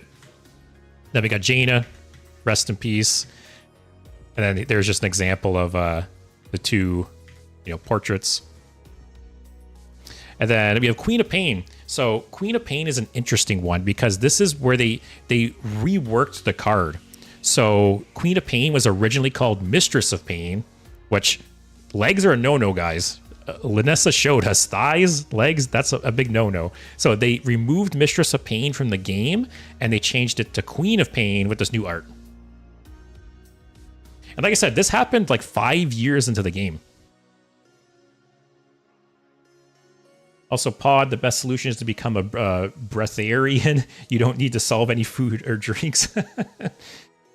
Famously, Tic Tacs were able to claim they were zero sugar because an individual Tic Tac weighed very little. In actuality, they were over 90% sugar. Oh, that's interesting. I didn't know that. That's a good little fact there. Also, Hugh, if China doesn't allow bones, what do they do with Jolly Roger? Head Crack was my favorite. This has more skin. Even with those changes, there's still bones and skulls. What's the point? From my understanding, because Hearthstone did come out in China, from my understanding, when Hearthstone came out in China, they did a bunch of like sweeping art changes across the board. I could be wrong, but I'm pretty sure the Hearthstone version, the Chinese version of Hearthstone uses a lot of different art. But these changes affected like normal Hearthstone. Maybe at the time they didn't have like a split client, but yeah, these changes affected North American, Europe Hearthstone as well. So what else do we got? Yeah, Queen of Pain was Mistress of Pain. Secret Keeper. This is the new art. This is the old art. This isn't even that bad, I don't think. Whatever. So Fellstalker is another example where this is actually an entirely new card. So Fellstalker is the new card, and then Succubus is the old card. So same cost, same effect, same text, but this is skin's a no-no, guys. So they deleted Succubus and they added Fellstalker, which is effectively the same card, just with different text and art. And then the last one is Wind Fury Harpy. This is the current art, and this is the original art. So are you catching on to the theme here, guys? And this is another one, right? Where I feel like I almost feel like this one looks less like Hearthstone art than this one. Axel likes this one. But yeah, there's very obviously a theme here, right? Where it's like skin, bad. Skin, bad. Butt, bad. Skin, bad. Like, get out of here with your excuses, Blizzard. It's very obvious why they made these changes.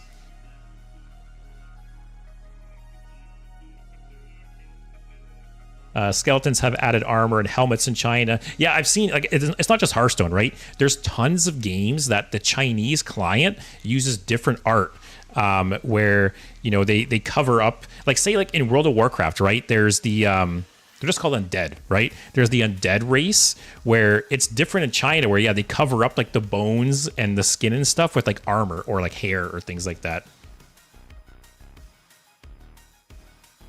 Maybe that's why they're not printing triple blood stuff. Hey, you're onto something. Oh yeah, let me change the Reno deck here. Hugh, this reminds me of the art changes made for Terraria in China. Yeah, like I said, like a lot of games do that because China, from my understanding, is very strict on what they do and don't allow. And they literally won't allow the game to be published with that kind of stuff in the game. So in order to release the game there and tap into that market and make more money, yeah, they have to change the art to appeal to them. Which is fine, but like, be honest about it. Like, why make these changes and make some bullshit excuse? Like, just be honest about it. I don't know. I want to feel nostalgic. Can you play old Succubus voice lines? Does the wiki have them? Let me look.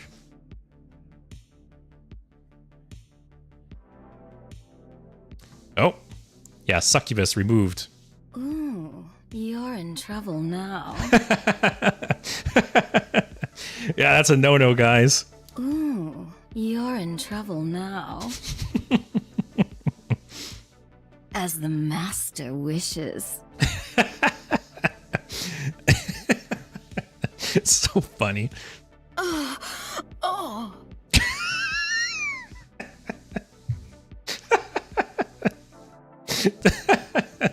All right, it's making a little more sense why they removed the card now. That's funny. Man, it's been so long. I don't even remember those. Yado, is it possible to have a 1v1 against you? Would love to get a chance for a duel if possible. So what I do, maybe like once a month, I haven't done it in a while, I should soon, is I do viewer streams. So every so often I will, yeah, play with you guys. I will, let me look in the Discord.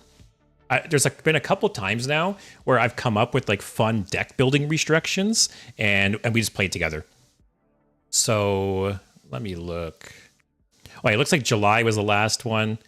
Yeah, so July I played my custom anomalies with viewers. What else do we have here? In May I played with you guys, and I made the restriction that basically you had to trade. So let me show you a picture. For anyone who's been here a while, you may have seen this before. But I have a bunch of these custom anomalies that I came up with. This was basically my very first stream. So I started streaming in January of this year, and I came up with a bunch of these custom anomalies. And my first two streams, I basically randomized, and like before every game, I'd randomly select one. And it didn't go well. My very first stream, I lost every single game, and my second stream, I think I won one game. And it's just because these are back-breaking. A lot of these are so punishing, and I was just playing on ladder, right? So yeah, there's been a couple times where I've picked one of these and played it with viewers. So I haven't done it since July, like I said. So yeah, Yado, let me make a note. We will do a viewer stream soon. Maybe I'll let you guys vote. Maybe you guys can vote on like which one of these you want to play with. And basically how I do it is I give you guys like a week's notice, so you have time to build decks for these, and then yeah, we'll play.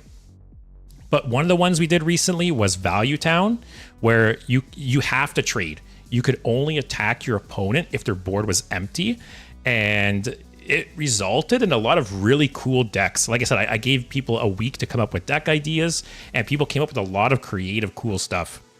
So that's one fun thing about these, right? Is you can play cards or strategies that like don't really make sense in normal Hearthstone. So yeah, I'll have to do another one of these soon. Let me just make a note here.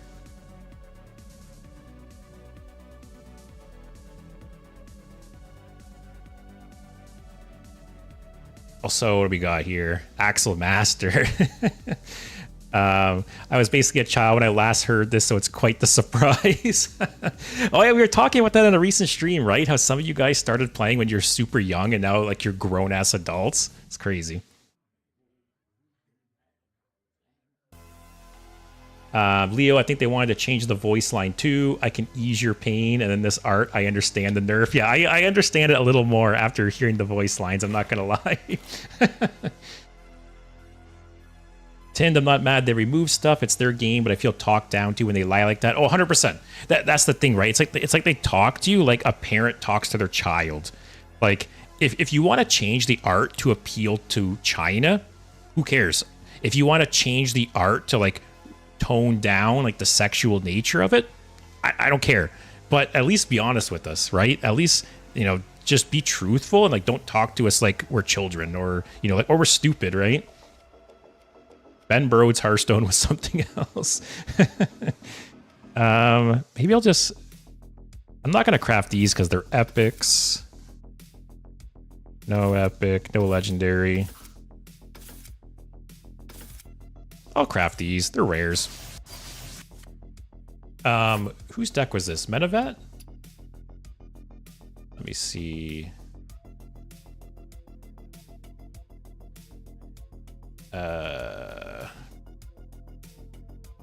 Oh, yes, Menavat.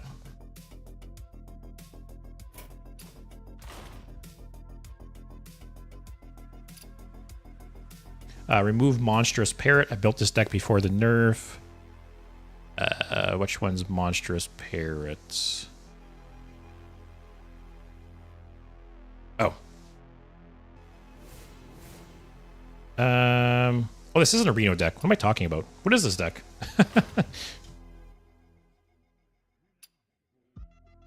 So any suggestions for what I should replace then, Menavat? Also, Yado, sounds like fun. Would be excited to be a part of it in the future. Yeah, so basically, if you haven't already joined the Discord, that's where I plan all of the community streams and stuff like that. So yeah, maybe next week I will make a post about what restriction we're going to play with. And then the week after, I'll play with you guys with the restriction. Add Death Rattle cards.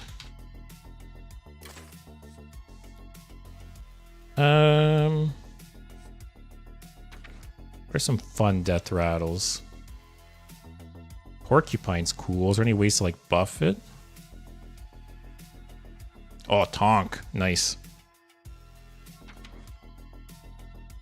9 lives is kind of cool. Oh, there's one in there already. All right, add a second one. What else?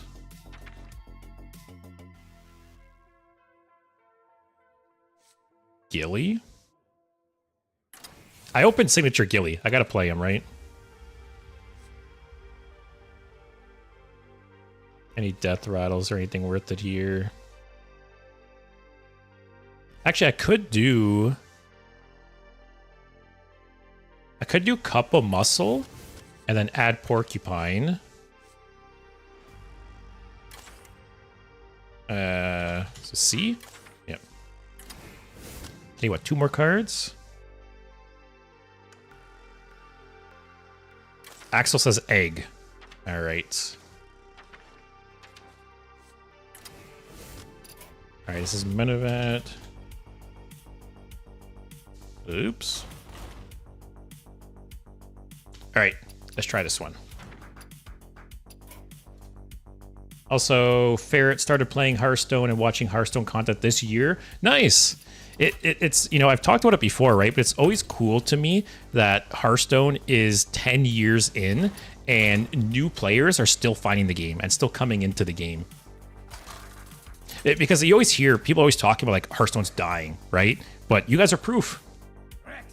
You guys are proof that the game isn't dying, or it's not dying as fast as people think.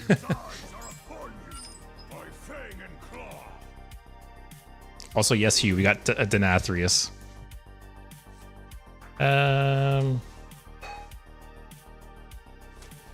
Keep those.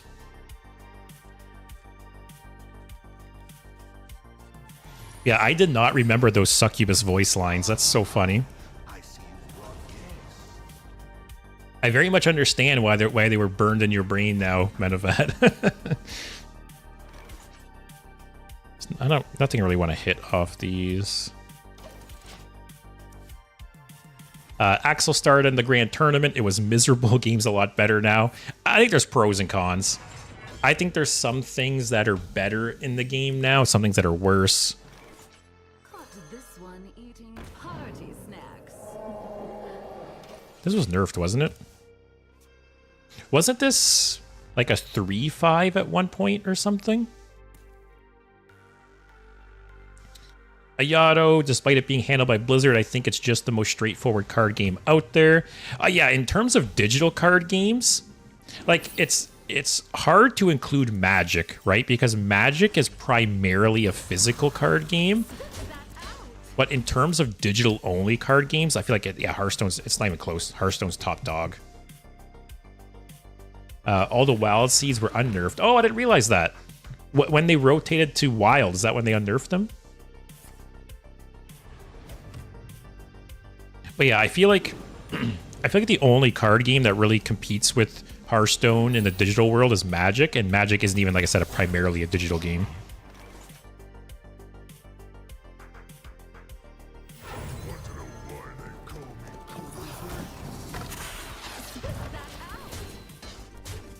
Oh, okay, yeah, the wild seeds were unnerfed. Oh, okay. Oh, yeah, because they nerfed the rush one to like a 2-1, right? And it's back to a 3-1 now.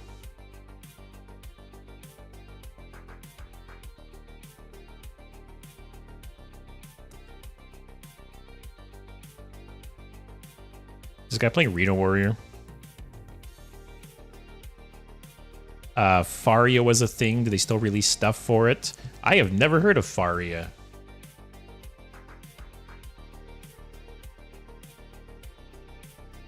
Let me hear you make some noise!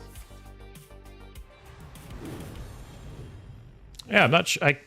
Unless the spelling's wrong, maybe Axel. I don't Oh, Faria. Oh yeah. I did play Faria a bit when it came out. I forgot about that game. I don't know if they still release stuff or not for it. I feel like I saw the page for it on Steam recently. Like, it's still available. I don't know if they make new content or not, though.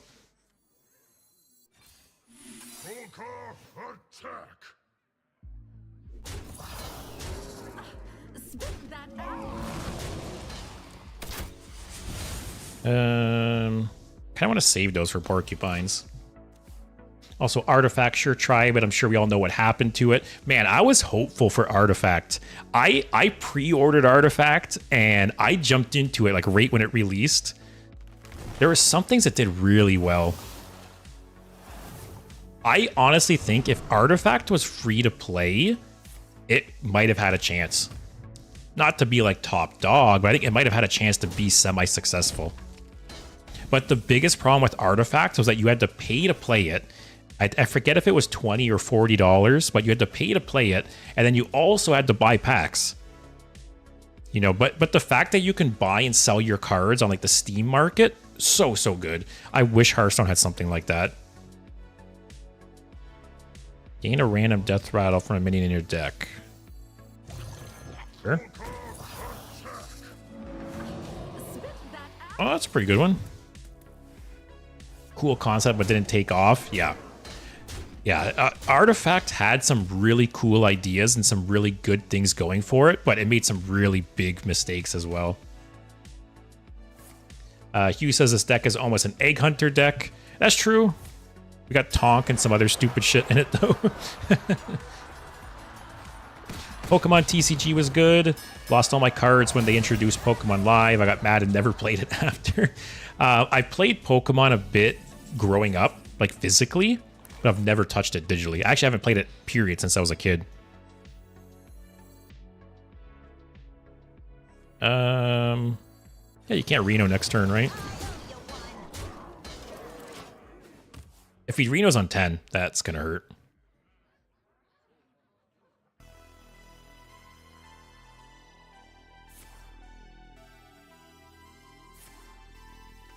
Oh, he's fishing. Yeah, I'm really surprised Legends of Runeterra never took off. Or it never took off to what I felt like its potential was. Like, if Riot is one of like the biggest game companies in the world right now, right? If Riot can release a digital card game and have it not succeed, like what will it take? Like I keep waiting for like, not that like, I don't like Hearthstone, but I think competition's good, right? I think if Hearthstone was facing more competition, they'd maybe make some smarter decisions. And that's why I think there should be a Hearthstone killer, because it'll just make Hearthstone better, right? And I keep waiting for like the next Hearthstone killer, and I don't know what it'll take. Like I said, if Legends of Runeterra wasn't successful from Riot, like I don't know.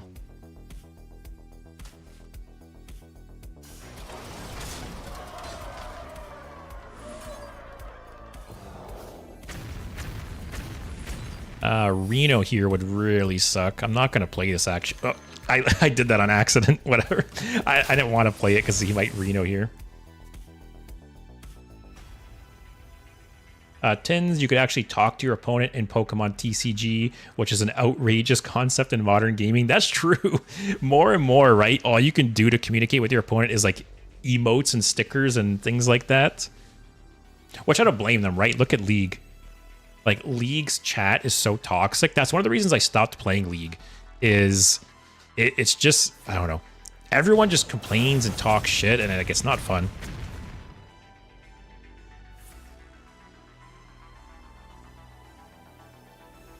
Also, Axel, I had a trade system. I was getting a lot of secret rares by trading, and now they're all gone.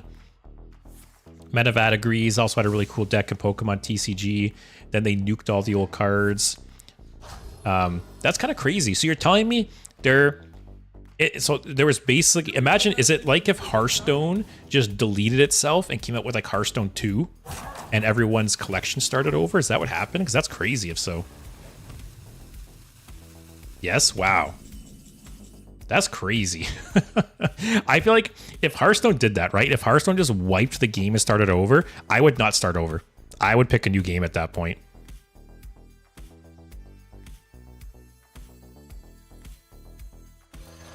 Also, he's not a Reno deck.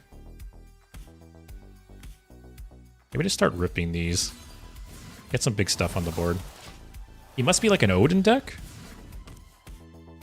Axel agrees, wouldn't touch Hearthstone. Also, Hugh, you can talk to your opponent in Pokemon Showdown too. It's always so fun when the opponent gets salty. Maybe like the Pokemon company is just very confident in their players, like not being toxic. But Pokemon Showdown, is that the MOBA?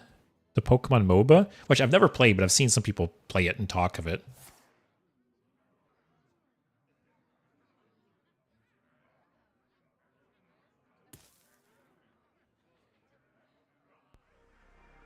So no Reno. Actually, yeah, he's not Reno. Know what I'm talking about.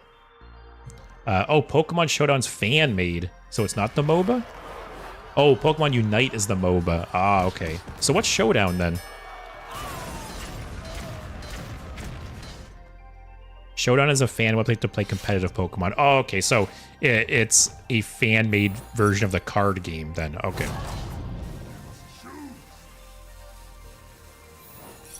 Oh, he just kills my egg. Perfect.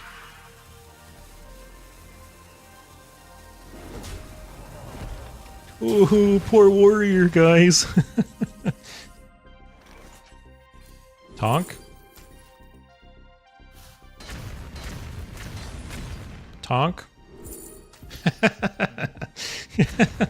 I had lethal there anyways, but that was fun. Oh, Pokemon Showdown. Oh, it's like Pokemon, like not the card game, but like the normal games fighting. Oh, okay. Yeah, Pokemon Showdown is a fan-made website where you can fight other players online. Fingers crossed it doesn't get taken down. You know, that's actually really surprising that it hasn't been taken down, because historically Nintendo is crazy for protecting their IPs. And sure, like Pokemon technically isn't their IP, but they have a relationship there, right? So I'm very surprised that it hasn't been taken down already. There's a fan-made MTG website. There's a couple of them, right? Isn't there like Cockatrice? I think it's called. Yeah, I know there's a couple fan-made websites where you can like play Commander and stuff on. I've never tried them, but I've always wanted to.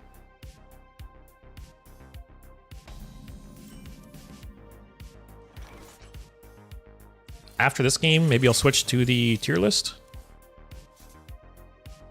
Like I said, I'm surprised how slow this leveling is. I did not think I would stream Hunter for 4 streams and still not be level 60. That's kind of a nice to hit for evasive maneuvers. Okay. Only problem here is Priest has Shard, right? Whatever, YOLO. Maybe we can aggro them down.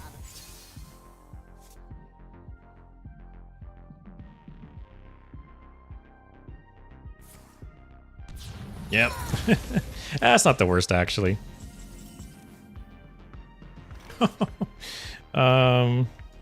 Sure.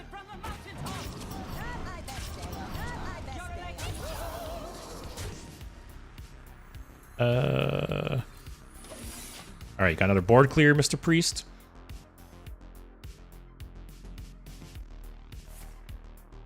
Oh. Oh.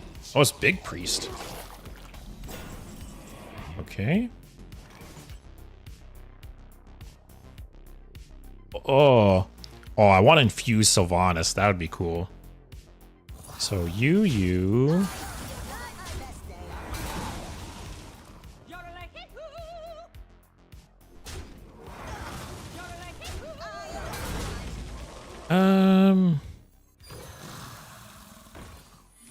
That was chill. Yeah, if you can spawn another one of those, that'd be really nice to steal with Sylvanas. Pull one of my Death Rattle things out. Also, Axel, I played with my friends, tried to net deck a Nekusar wheel deck, and I accidentally net decked a toxic one that doesn't let your opponents play cards. I've always considered building a Nekusar deck, but I don't want people to get mad. Also, Metavat's gonna throw up. Big Priest is a load of BS. Yeah. Do I take that?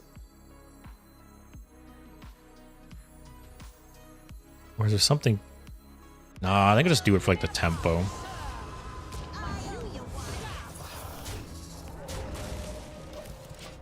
See if he's got another board clear. Also, Metavat, and that's coming from me, whose favorite class is Priest. Yeah, Big Priest is something. Priest has so many like degenerate decks, man. Ugh. Like Big Priest, Res Priest.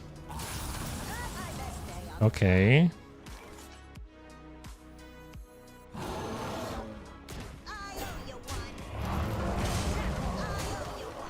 Okay.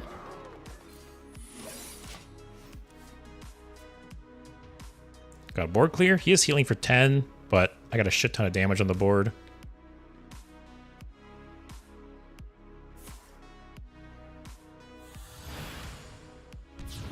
Oh, what triggers it first? Ah. Yidris is my main commander. Is that the 4-color one? Let me look.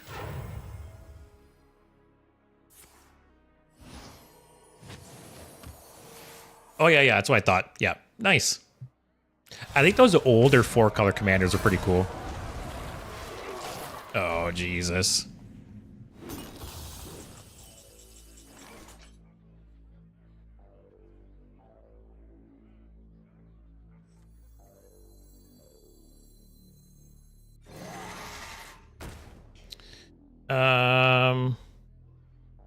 Can these hit Porcupine? No. Aw, come on. I'm over this game. This is a quick game. I'll play another one. Yeah, I think I'll play one more probably, then do the tier list.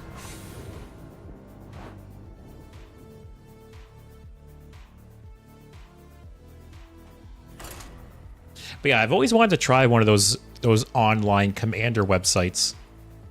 I've just never got around to it. Because I don't get to play as much as I would like to anymore.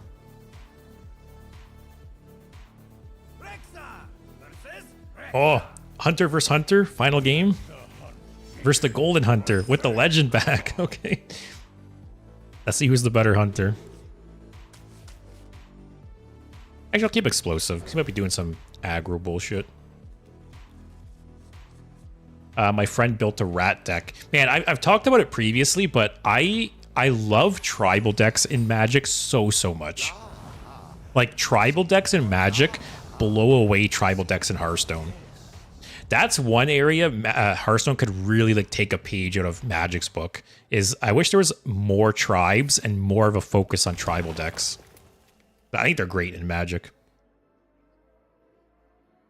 What is the name of the MTG website?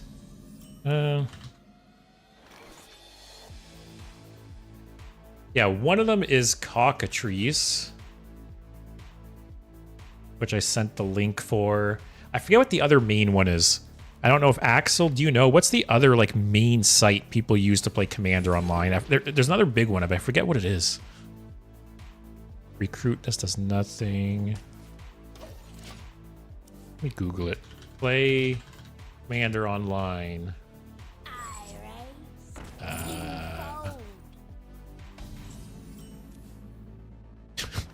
don't know if you guys heard that. My Google answered that. I started playing some music. There's a rat you can have multiple copies. Yes, Relentless Rats. Yeah, funny enough, it's funny you say that. I literally mentioned Relentless Rats in my last YouTube video.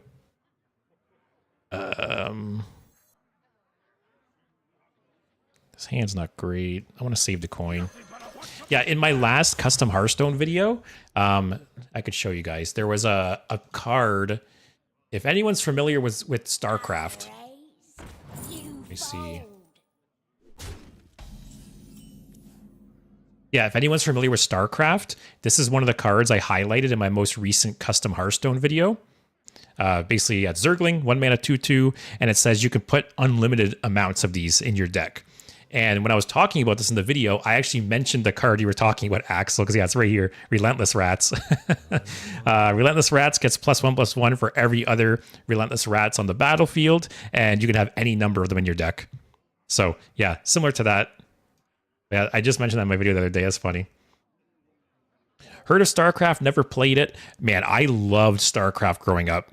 StarCraft was like the main Blizzard game I played growing up.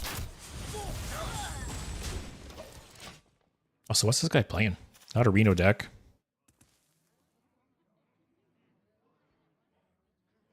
It's too bad that because StarCraft is an RTS like Warcraft, like original Warcraft, right? And it's too bad that RTS games have basically just died. Like League of Legends and the MOBA genre basically ate up the RTS genre. And it's too bad because I grew up playing RTS games.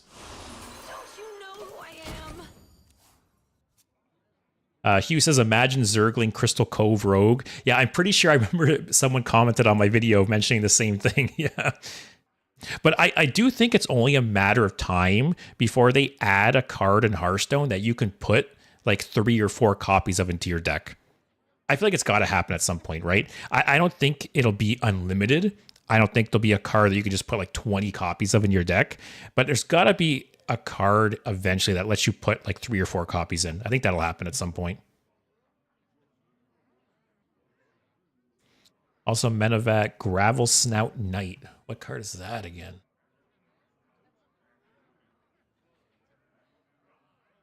I do not recognize that card name at all. Is this some like crazy specific? So it is the 1 mana 2/3 summon a random 1-cost opponent for your opponent. I have to say, you are probably the only person on the entire planet that has that card in their ETC. So good for you. I'm playing Death Rattle Hunter. What is this?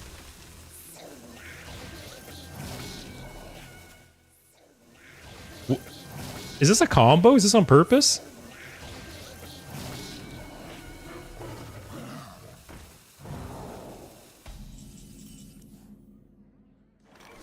Is this how Hunter Week's going to end, guys?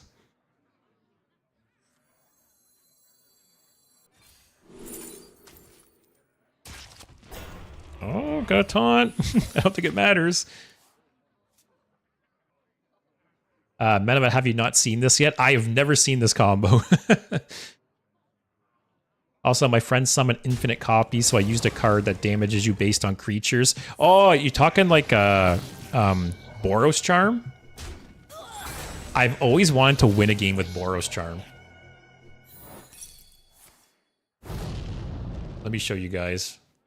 For anyone who doesn't know Magic.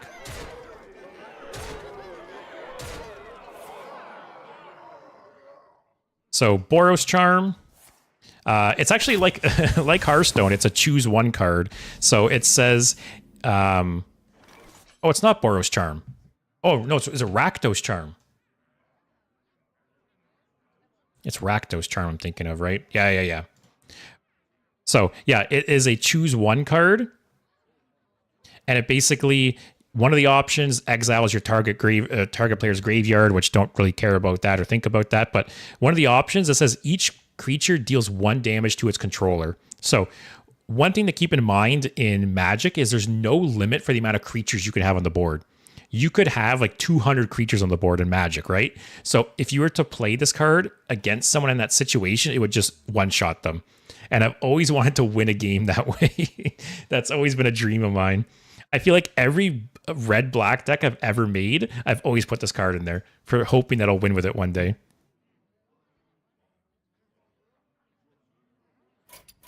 Well, that was an anticlimactic finish to Hunter Week. Also, Metavet says this is a popular deck. Wow, I've never seen that combo. Oh, we got halfway, guys. Maybe in a few weeks after like I cool off on Hunter, we'll have to we'll go the rest of the way. Also, Hugh jinxed it by talking about Egg Hunter earlier. Hey, it's okay. I forgive you. This is basically the most viable Hunter deck in Wild right now. Wow, strong combo deck.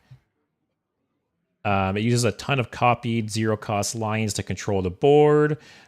Princess Mahura to build up a giant army, and Tundra Rhino from ETC from OTK is required. Oh, Tundra Rhino would be cool combo with that too. And Axel, oh, you did win with Rakdos Charm. Yeah, that's on my Magic bucket list for sure. All right. So, oh no. Oh, don't fail me now. All right. So the last hour of the stream, I will be tier listing all of the Hunter secrets. So let me just clean this up. Let's take a look at all the random tabs I got open. We got Kofola. We looked at that. Artificial sweeteners. We took a look at that. Oh, we got nerfed Sunsapper Linessa art. We got Succubus voice lines. You're in trouble now. We got nasty Australian food. What else do I got here? Got the Gravel Snout Knight. Get rid of them. Rakdos Charm. Get rid of that. Got some old pictures open here too. Let's tidy things up. Let's clean the desk up a bit. Also, Axel says the Commander website is untap.in. Oh, I don't remember hearing about that one. Menavat, I wanted to stick around to see my deck being played, but I really have to go to sleep now. Sorry, man. I will, like I said, I always don't forget about your guys' decks. If you ever send me a deck and I don't get around to playing it, like I always keep it around. So yeah, I will play it on a future stream. Don't worry. But yeah, thanks for watching. Hope you have a good night. Also, Axel likes corn. All right. So now that I've spent the last week becoming the best Hunter player in the world, who better to tier list all of the Hunter secrets than me? So today I'll be taking a look at all of the Hunter secrets, standard and wild, and rating them on a tier list. So we're just going to go through them in alphabetical order. There is, 23? I think. Let me look. You did play it now. That was your deck I played. I played it a couple of times. Sorry, I get the decks mixed up sometimes. But there is 22 secrets. So we got 22 secrets to go through.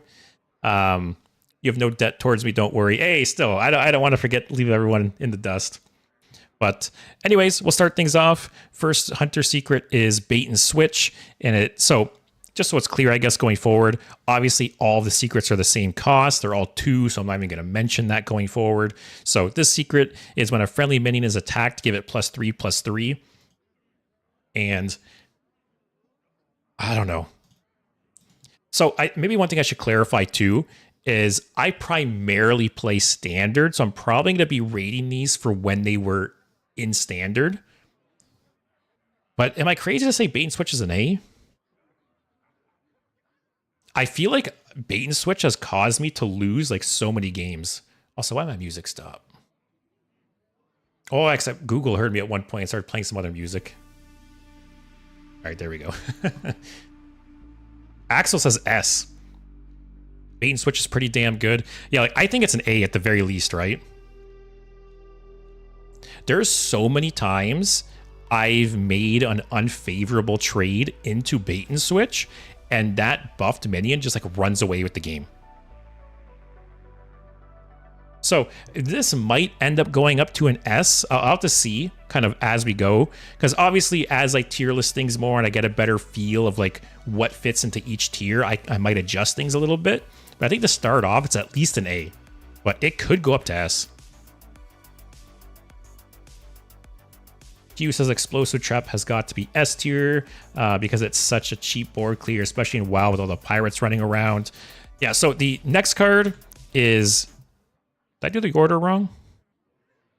Must be order of order. Anyways, the next card is Bargain Bin, and it says after your opponent plays a minion, spell, or weapon, draw a card of the other 2 types. And I think it's just a B, maybe. This card has grown on me.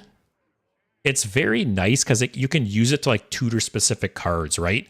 Usually it's used to tutor weapons because more than likely your opponent's playing either a minion or a spell, right? So it's either going to draw you a weapon and a spell or a weapon and a minion.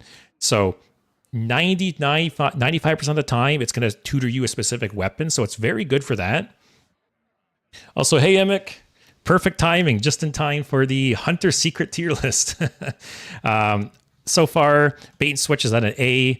Might go up to an S. We'll have to see where things go. But yeah, I think Bargain Bin's just a B. It's not a bad card by any means, right? It's grown on me as well. Like a 2-mana draw 2 is good, right? 2-mana draw 2 like specific cards is even better. Yeah, I think B. Pot, it's 2 a.m. here, and unfortunately also 28 Celsius. Damn, that is part, we were talking about heat recently, right? And it's crazy. I feel like, historically, it would become nighttime and cool down, but lately it'll be nighttime and it's still hot as hell. So I am not happy about that. I'm calling into bed. Have a good rest of the stream. Yeah, thanks for watching. I'll see you tomorrow, hopefully, playing some Warrior. But if not, yeah, thanks for watching. Hopefully things cool down a bit. Yado, good for drawing win conditions or to play with a specific important card. Yeah, exactly. Usually this card, you're playing it to, draw like a specific weapon more often than not. And Axel says it's the humidity. Oh, for sure. Specifically, in like Southern Ontario and stuff, it's very, very humid. And I would so much rather it be hotter, but like no humidity, like a dry heat. I would take that, no problem. But yeah, the humidity is brutal. But yeah, Bargain Bin, go to B. And then next up, we have Bear Trap. After your hero is attacked, summon a 3/3 bear with taunt. This is probably just a C. I don't think it's like D tier. I don't think it's terrible. At the end of the day, it is a 2-mana 3/3 taunt. But usually hunters, like you're preferring more like proactive secrets, right? And this is more of a defensive secret. And if you do want a defensive secret, there's much better ones. So yeah, I think the only time I really like seeing this or playing this is like discovering it off something. Anyone disagree? Anyone want to fight for Bear Trap?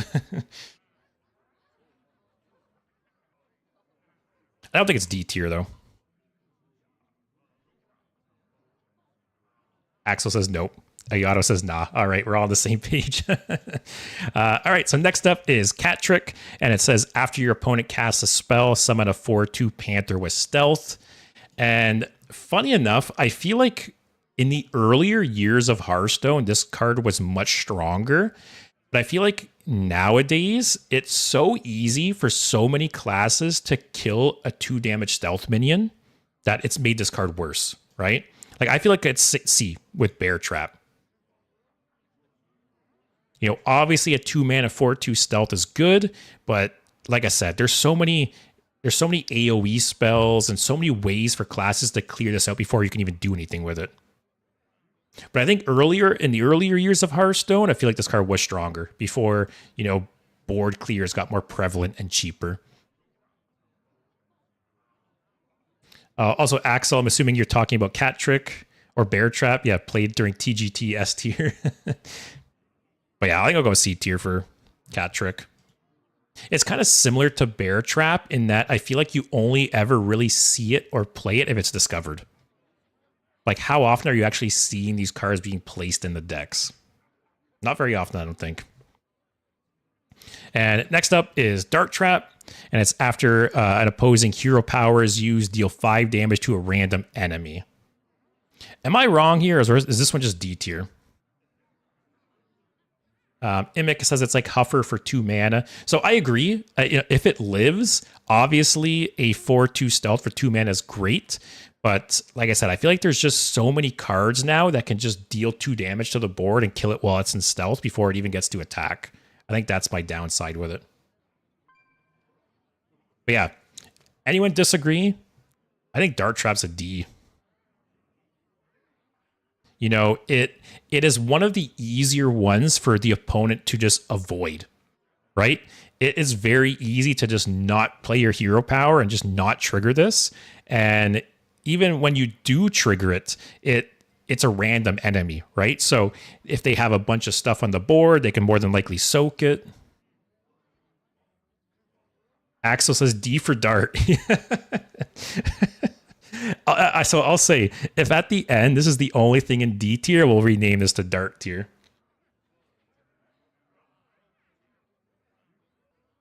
Iato says discovered or randomly generated.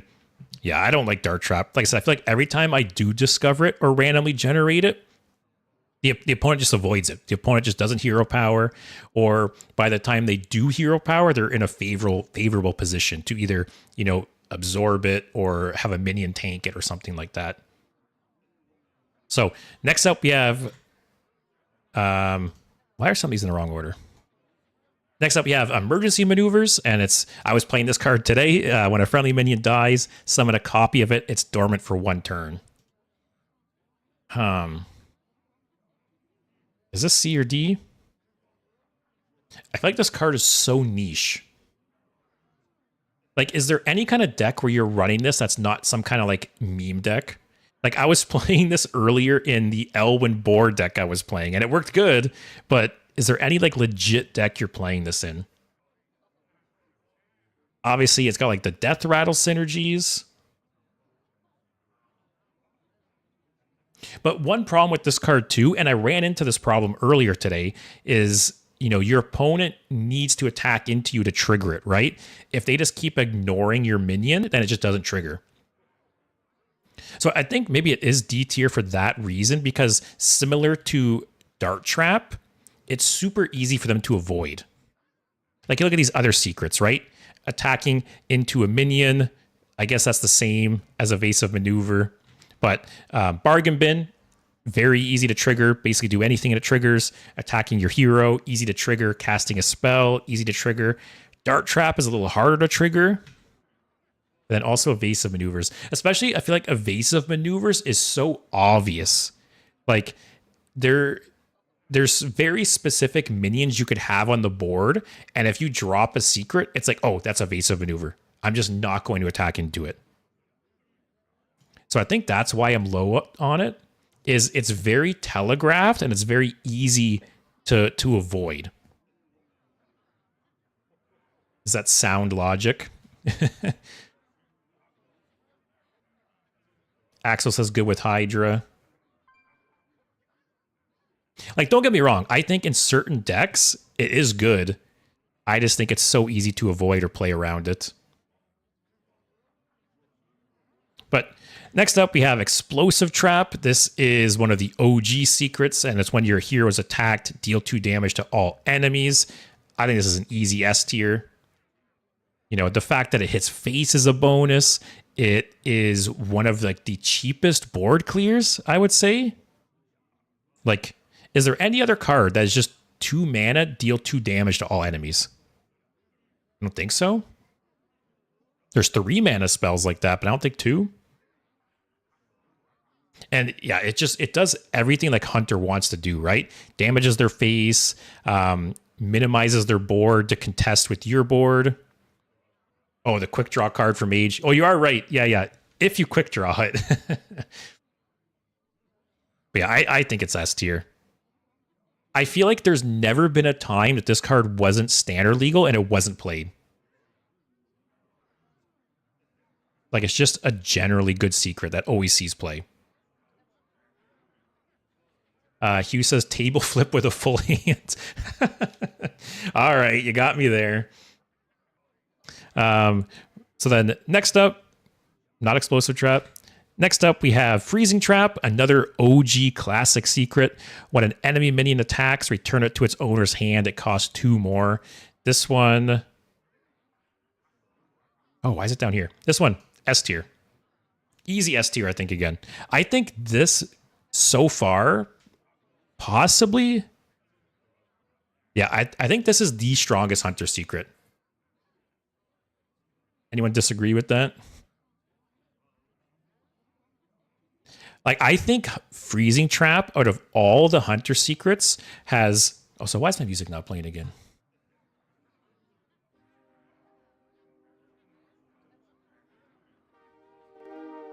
All right, let's see if it sticks this time. Yeah, I think out of all the Hunter secrets, Freezing Trap has screwed me over more than all of them. And it's not just because it's the oldest, but... especially the kinds of decks I play, right? I play a lot of slower value decks that only run like a handful of minions. So typically I have like 1 or 2 big minions on the board, and Freezing Trap hurts more there. Worse with Death Knight. That is true. Hugh says Freezing Trap is definitely good, especially against giant spammers. Still think Explosive Trap is better. That's true, right? Maybe it depends. Obviously, so I think if you're playing against like an aggro deck or a more board-based deck, Explosive Trap is better. But if you're against like a control deck that only plays a handful of minions, Freezing Trap is better. But both S tier, I think there's no doubt about it. And then next up, we have Hidden Cash, and it's after your opponent plays a minion, give a random minion in your hand +2/+2. I think this one's D tier too. What do you guys think? Freezing Trap can be played around with small minions, but Explosive Trap requires board buffs to play around usually, which is a lot more conditional. Yeah, you're not wrong. Also, I feel like I've never seen this card played. Like, I feel like even having this as a discover option, I'm never picking it. Especially in modern Hearthstone, right? In modern Hearthstone, 2 mana to buff something in your hand by 2/2 is awful. Like Hunter alone. Let's look at Hunter alone. What kind of buff cards does Hunter have? Smuggler's great. I forgot this was 0 mana now. So, do you want to play a 2 mana secret to buff a minion in your hand 2/2, or do you just want to play a 0 mana spell and buff a card in your hand +2/+2? Like that, okay, that's solidified D tier for me. That shows you how bad this card is. What else is there that's comparable? Musician. Very, very good card. Or like compared to like Bait and Switch too. So much better. Or even look at this card. I don't remember seeing this card either, but even just look at this one. 2 mana to give all beasts in your hand +1/+1, or if it's corrupted, give all beasts in your hand +2/+2. Yeah, really shows you how bad this card is. Invictus would maybe see play if they buffed it by +4/+4. I agree. This card could see play, but it would need a big buff on these numbers. So 100% D tier. I am so confident in that D tier after seeing some of these other cards. Hugh says being a secret adds 2 mana of value to the card, apparently. Yeah, apparently. When you compare it to the, was it Smuggler's Cache? Smuggler's Crate. Yeah. Comparing these two cards is insane. But next up we have Hidden Meaning. This is a newer secret, and it's when your opponent ends their turn with no mana, summon a random 3-cost minion. And this is at least an A, possibly an S. This card's very, very good. Like, it's essentially 2 mana to summon a 3-cost minion with charge. And yes, there is some low rolls, but on average, you're getting like 3 attack, right? Axel says S. I'm kind of leaning towards S.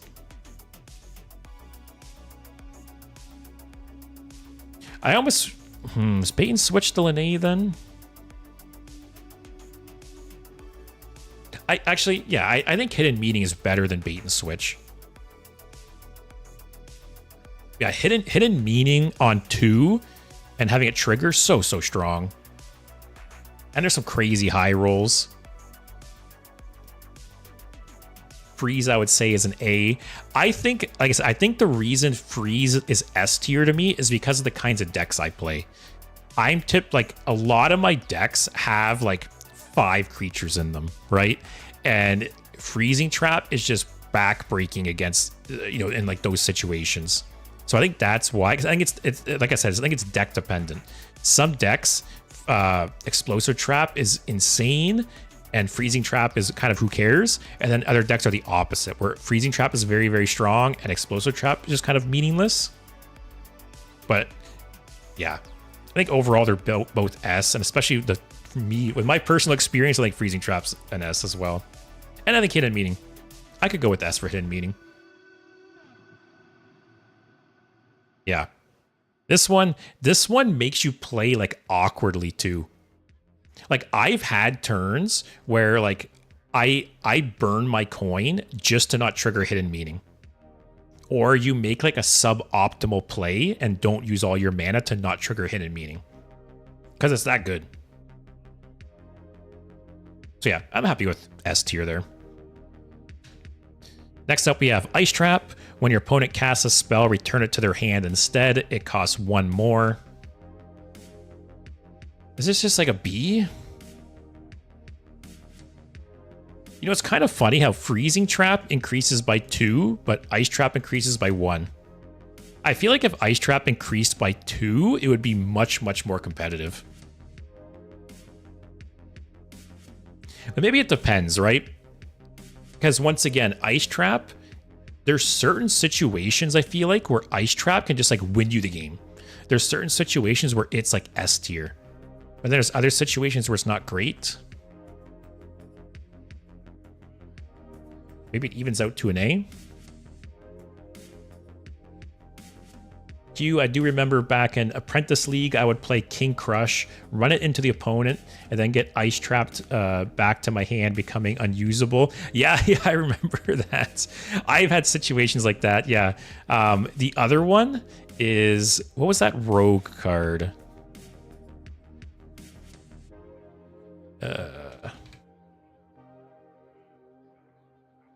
Yeah, this one. Did they revert the nerf, or this used to be 3 more? Because I remember back in the day playing Blackjack Stunner on things, and they just couldn't play them because they would cost 11 or more, and it always felt so good. Let me look, actually. Was this card nerfed? Like it was nerfed, but did they revert it? I can't remember. I feel like it was 3 originally.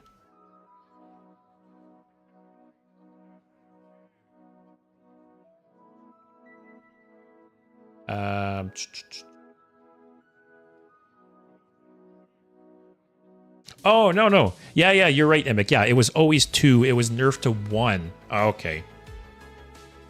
Because I remember when this was meta, there was a lot of like popular like 9 drops that were played. There was a bunch of like legendary like 9 cost like dragons and stuff like that people played, and you could bounce it with Blackjack Stunner and it was just stuck in their hand as 11 mana. And then yeah, they nerfed it to the 1. So they did revert it, but I don't, yeah, that was a fun card. So yeah, maybe Ice Trap is an A then. I think it evens out to an A. Yeah, Alexstrasza. I remember Alexstrasza is a good one. I remember bouncing Alexstrasza with Blackjack Stunner many, many times back in the day, and it always felt so good that it was just a useless card in their hand. But like I said, I think some situations Ice Trap is a B, and some it's an S. Maybe it just bounces out to an A, which I think is fair. But next up we have Misdirection. This is another original Hunter secret, I believe, if I'm not mistaken. And it's when an enemy attacks your hero, instead it attacks another random character. I think it's D. Axel says C.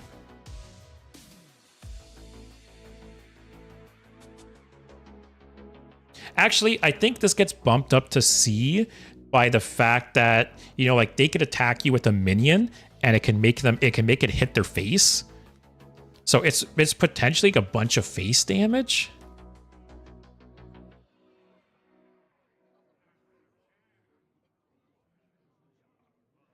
Maybe it is C, because I feel like, you know, I'm thinking of like discovers, right? If you could discover a secret, I feel like there's absolutely no time I pick Hidden Cache. And there's probably no time I ever pick Dart Trap. But there is times I would pick Misdirection. If you're playing a deck that plays very few minions, but big minions, like I said, Misdirection can be like 2 mana, like deal 8 to the enemy hero. So I think by that logic, it's a C. Because I have and would pick Misdirection off some discovers. But these two, never would pick. And probably more, depending on the deck, I wouldn't pick, what's that card called? Evasive Maneuvers? Emergency Maneuvers. Yeah. So yeah, I think by that logic, I'll go with a C. Also, Hugh, 1 mana, 1/2 battle cry, destroy a minion. The enemy hero's max hand size is 9 for the rest of the game. Yeah, that's funny. That's exactly. Imic, it was only played from discovers to save your ass against a big minion, or to hope your opponent is dumb. Same as Eye for an Eye. You're not wrong, but it still doesn't change the fact that you would pick this off discovers sometimes, right? These cards, you're not ever picking off discovers, I feel like. So that counts for something, I think. It's still not a great card, don't get me wrong. I just think, yeah. It has like some uses, while these have like no uses. I almost wonder if Emergency Maneuver gets bumped up by 1. And these get bumped up by 1 then? Because I feel like Bear Trap and Cat Trap are better than Misdirection. Like, I feel like D's are, you don't ever pick in a discover. C's are like discover worthy, like situational / discover worthy. And then B's are just like, okay. What do you guys think about those changes? Like I said, I feel like Bear Trap and Cat Trap are better than Misdirection. And I feel like Emergency Maneuvers is also better than these two. Because there could be some situations where you might discover this. Or there's just some decks where you might actually play this.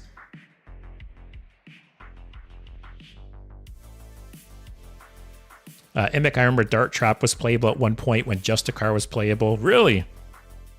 Maybe it's just because like I'm not a big Hunter player, right? But I don't remember this card ever. Like I feel like the only time I've ever seen this card is if it's like discovered. But maybe when there was less secrets back then. But yeah, I think I like those changes there. Next up, what did I just rate? Misdirection? Yep. So next up, got Motion Denied. After your opponent plays 3 cards in a turn, deal 6 damage to the enemy hero. This is a B. You know what's really annoying is the improved version of this card. When you play like Tavish, when it deals 9 damage, that one's rough sometimes. Yeah, I think it's just a B. Obviously, 2 mana, 6 damage enemy hero is very, very strong. And you can play against this card, but it's really tough sometimes. There's some times where you just can't afford to play 2 cards per turn. Like, you need to play that 3rd card and trigger it, right? Yeah. Immic, yeah, you had Night Huntress or whatever she's called. All secrets used to cost 0. Oh yeah, that card is in the Hearth, the Hearth homebrew Hunter Secret hand. It has that. Yeah. Also, Axel's loving Axel. All the smart cards. Axel wants an S tier. Yeah, I think B's fair though. Next up, we got Open the Cages. When your turn starts, if you control 2 minions, summon an animal companion. D tier? I feel like there's been so like I feel like I would never put this in a deck. And then I feel like every time I've ever picked this off of like a Discover or something, it like never triggers. What do you guys think? Like, at least personally, I've had nothing but bad experiences with this card. Axel says trash tier.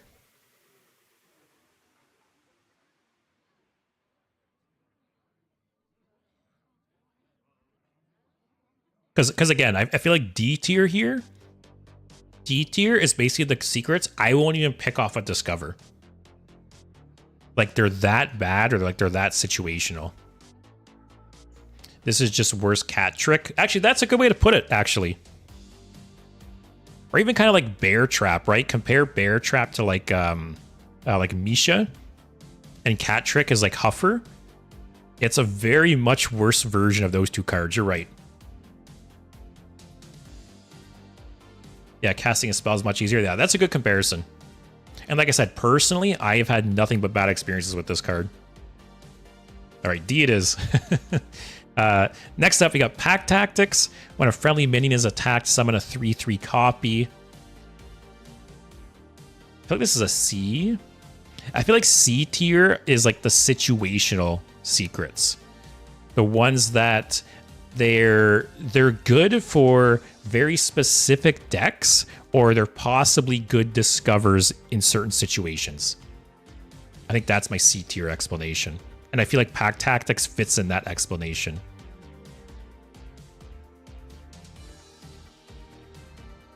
What do you guys think? Axel agrees C. Also, I just realized I'm a little bummed we got other secrets in D tier because we can't make D Dart Trap tier now. But yeah, that's kind of my logic. C's are like situationally good deck picks or good discovers. Because there is some like janky combo decks or maybe some Death Rattle, or some Death Rattle decks where Pack Tactics can be a good card.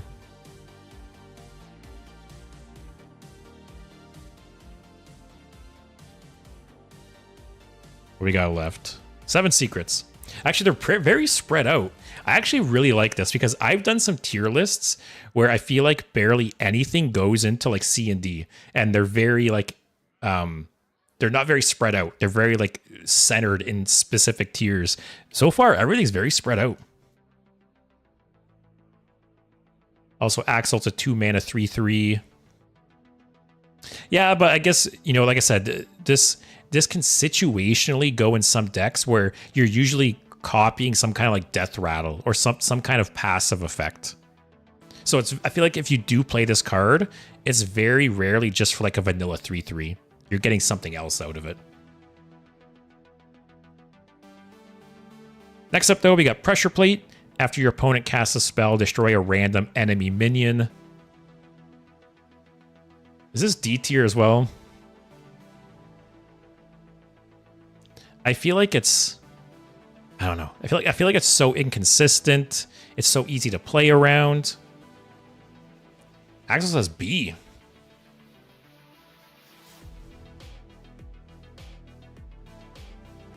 Actually, maybe this goes up to C. Because I feel like this is similar to Misdirection in that there's some matchups or some situations where I would pick this card off at Discover. I don't see myself like putting this in my deck, but I can see some situations where I would pick it in a Discover. And it'd be like the same kind of decks as Misdirection, right? Decks that have not a lot of minions, but like big minions, because you can use it as removal. Hugh says, after your opponent casts a spell, destroy an enemy 1/1. Yeah, that's the problem with this card, right? Is most matchups, I think it's bad. But I think in very specific matchups, similar to Misdirection, it's very good. So, similar theme to all of these Cs, right? I don't see myself ever putting these in a deck when I build it. Or, I guess I'll clarify. Emergency Maneuver and Pack Tactics, I can see putting them in decks, but very specific niche decks. And Misdirection and Pressure Plate, I wouldn't put in decks, but I could see being discoverable in certain situations.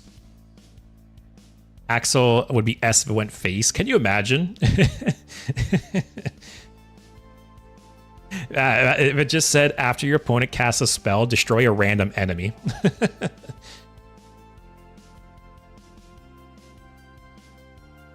Hugh, or if the enemy hunter casts it after your opponent casts a spell, destroy the highest attack enemy minion. Yeah, I've had good luck and bad luck against this card for sure. All right.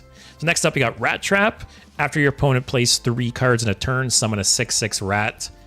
This one's been growing on me. Like, am I crazy to say it's A tier? I feel like one thing to keep in mind is that this card has just got better with time because Hearthstone has become a faster game, right? Cards have got cheaper, draw has gotten better, and it's much more common for people to play lots and lots of cards, right? I feel like in earlier Hearthstone, this was much harder to trigger, but nowadays, I feel like you can play this on turn 2, and it can be triggered on turn 3. Like, people, like certain decks, certain classes, just fly through their cards and trigger this so easy. And it's a 2-mana 6/6. Like, I feel like I've been playing this a bunch the last week, and it's really grown on me, and it's been very strong.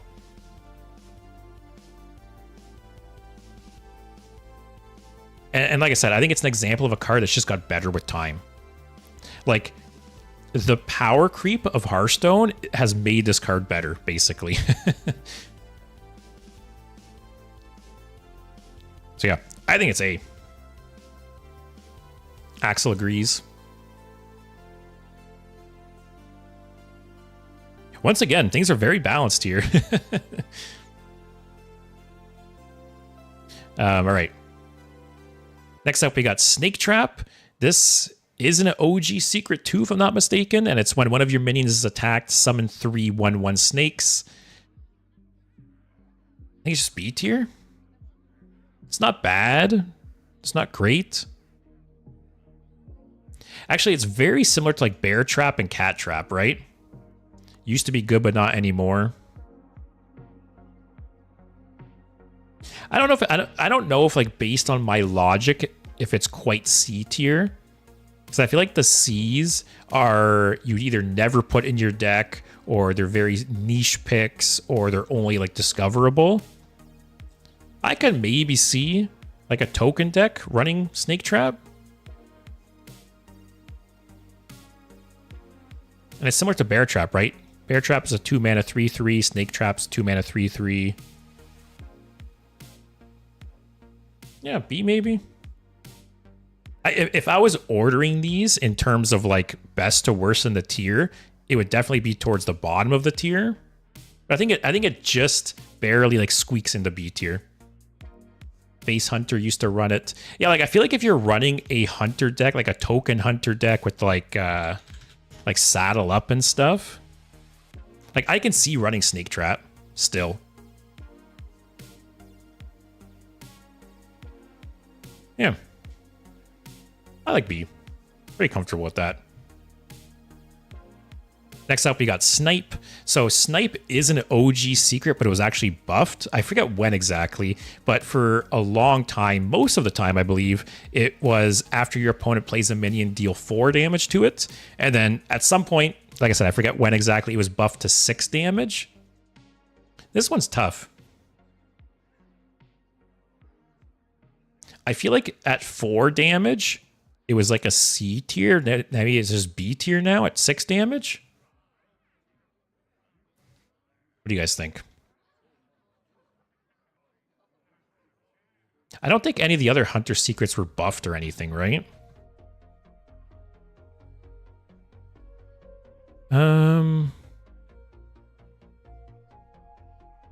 Like, how was Snipe buffed and hitting cash wasn't? Like, explain that to me, please, someone. Yeah, I don't think any... Yeah, I don't believe any of these other ones were buffed or anything. But like I said, Snipe used to be 4 damage, it's now 6 damage. I feel like at 4, you didn't really see it often, but it could maybe be like a niche Discover pick. But at 6, it's not bad. It's an okay defensive option. For the most part, it seems like a gimmick killer. Say goodbye to your Dorian Druid. Yeah, like I will say, right, there's been some times I've played Snipe against, especially some slower decks, right? And you just kill some kind of combo enabler or combo piece with it. So it has some uses there. Although this is a card, I feel like it's better late game than early game. Like, I feel like I wouldn't ever play Snipe on turn 2. Like, this is a card I want to play later in the game to kill, like, a 5 or 6 drop with. Axel says good against Tony Druid. Yeah, exactly, right?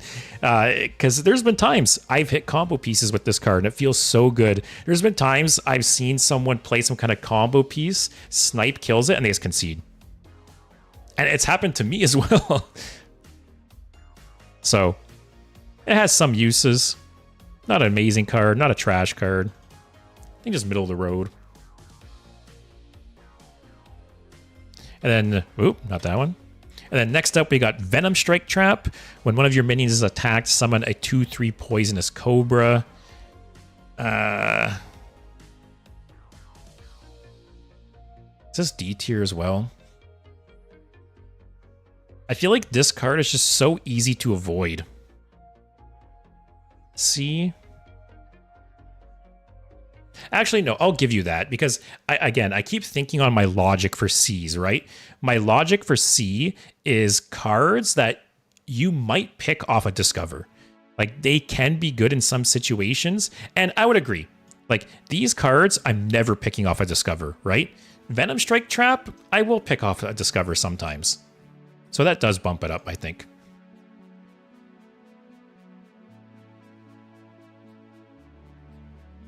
Same as the 3/3, yeah, similar. Yeah, all of these are niche picks or possible Discover picks. I'll give Venom Strike Trap that. There's been times I've picked it. All right, we got 2 more. Next up, we got Wandering Monster, and this is when an enemy attacks your hero, summon a 3-cost minion as the new target.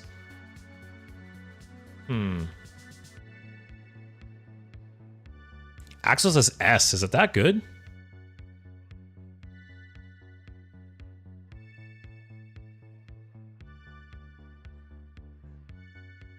So I guess, because there's a lot of situations that happen. Like, there's a lot of outcomes with this card, right? There's times where the opponent will attack into you, it'll spawn the 3-cost, and they won't kill it.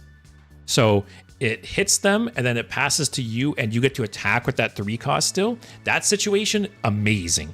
But then, if they attack you, and they have a bit of attack, or maybe you low roll the 3-cost, and it just kills the 3-cost minion, it's not nearly as good. But if the 3-cost lives, it's almost like a better, like, hidden meaning. Because at that point, it's basically like summon a random 3-cost with Wind Fury. Like, it's hitting them twice, right? Maybe I'm not giving the card enough credit the more I think about it. Axel says best hunter secret. Stops attack for large minions and free minion for small minions. Imix says it was really good. It seems decent. Either you take out a smaller minion or you divert a large dangerous one. Yeah, maybe I feel like if I have hidden meaning in S tier, this one should be an S tier too, right? It's very, very similar card. It's possibly better than hidden meaning, like I said. If they only have 1 or 2 attack, or if you high roll the 3-drop, it's a better hidden meaning. It's basically hidden meaning with Wind Fury. So yeah, the more I think about it, especially if I'm comparing it to like Rat Trap and like Bait and Switch, right? Really good cards, but I do think this one's better. You guys are right. You guys, I've seen the light, guys. You guys have opened my eyes. All right, last but not least. Wait. I think I messed up my order. Yep. All right, last but not least, we have zombies. After your opponent plays a minion, summon 4 1/1 zombies to attack it. Is this A? Obviously, it's like a way better snake trap. It's potentially a better snipe too. So like I said earlier, right? I wouldn't ever play snipe on 2, but I would play zombies on 2 100%. They accomplish the same thing in the early game, but zombies potentially leaves you with like a 1/1 or a 2/2. So yeah, similar to snipe, but I think better. Snipe is better in the late game, but zombies is better in the early game. But, you know, hunter typically, like, they care more about the early game anyways, right? Yeah. Based on the fact that it's basically a two mana, like, kill a 2-drop, kill a 3-drop, and have a 1/1 or 2 1/1s. A tier? Axel called it better snipe when it was released. Good against Divine Shield, that's true. Oh, I forgot about that with Divine Shield. People playing a Divine Shield minion into snipe always felt so bad. Also, Hugh says 5-head move, play Line Cracker. All right, so what do we got here? Anything I would move anywhere? I'm happy with those.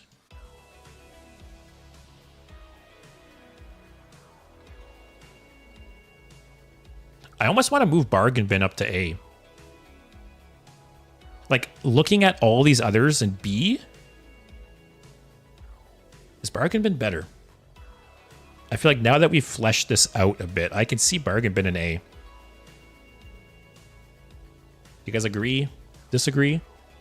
Like 2 mana, tutor 2 specific cards. Pretty good. Especially, like I said, 90% of the time, 95% of the time, you're tutoring a weapon. So you can kind of tailor your deck around that. Like, I've had good experiences with this card this week.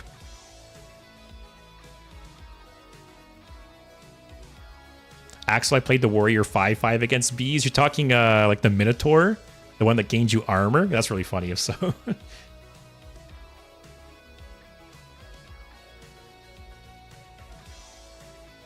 So yeah, these, good in D tier. Yeah, I think I'm pretty happy about that. So in summary, S are the best of the best.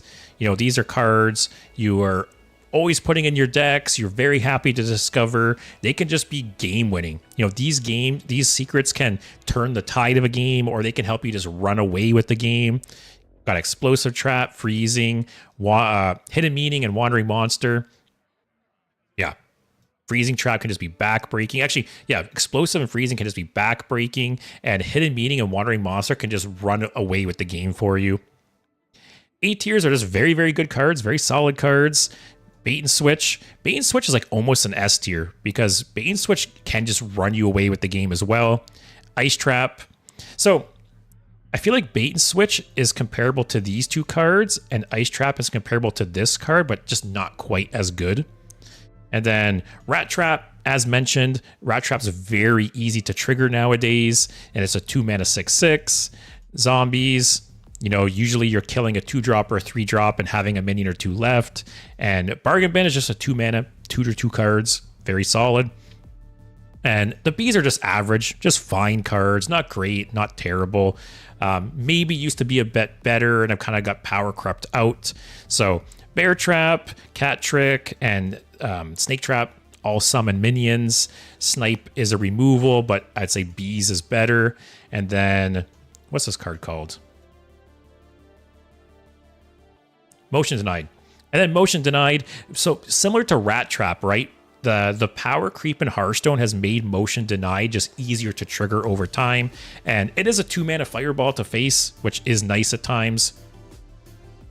And then the Seas. The Seas are the cards that you're not really ever putting in your decks unless it's a very niche and specific strategy. But, you know, these cards are possibly worth discovering in very specific situations.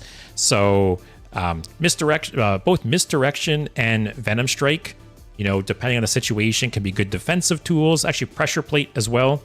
These can all be good defensive tools if needed. Emergency Maneuver and what's this called? Pack something? Pack Tactics. Emergency Maneuver and Pack Tactics can be very good in niche situations. Maybe if you have like a Death Rattle or some kind of minion that you'd like to double up on. But again, I wouldn't really put these cards in my deck, but I might discover them or pick them, you know, if able. And then the Ds are just doo-doo tier. These are cards I would never put in my deck. I would never pick off Discovers. They are just terrible. You know, Dart Trap is so easy to play around. What's this one called again? Hidden Cache. Hidden Cache is just a terrible card. As it was talked about earlier. It's been power crept so much. And then I keep forgetting the names, man. Open the Cages. And then Open the Cages just never works out. I feel like Open the Cages is kind of comparable to like Cat Trick or Bear Trap, but just more situational and easier for the opponent to not trigger. So yeah. So like I said, I really like how these they balanced out. Actually, they perfectly balanced out. I've had lots of tier lists where, you know, there's like some S's, some A's, some C's, and that's kind of it. And, you know, it's much more up and down. But I like how this one was balanced out. Isn't Bargain Bin S tier? Hunter has no draw, and draw 2 is insane. Yeah, I had this originally B tier, and I bumped it up to A. Although I will say, Hunter has got some really good draw tools recently. I feel like if this card came out like 2 years ago, it would be S tier. But I feel like Hunter has got some really good draw tools. You know, you got Costume Singer to tutor out secrets, Trinket Tracker, Fetch. Fetch is an amazing draw spell. What else do we got? Messenger Buzzard is played. Scavengers is sometimes played. Yeah, I don't know. Like I said, I think Hunter's got some really good fetch. Very, very good. Costume Singer. Like, it's still not great for draw, right? And it's not a bad card. Don't get me wrong. It's not at all a bad card. But I feel like 2 years ago or something, this would be S tier. But yeah, like I said, I like that it balanced out. So yeah. Any others you guys agree with, disagree with? I have to say, though, I think secrets are one of the most frustrating mechanics to play against.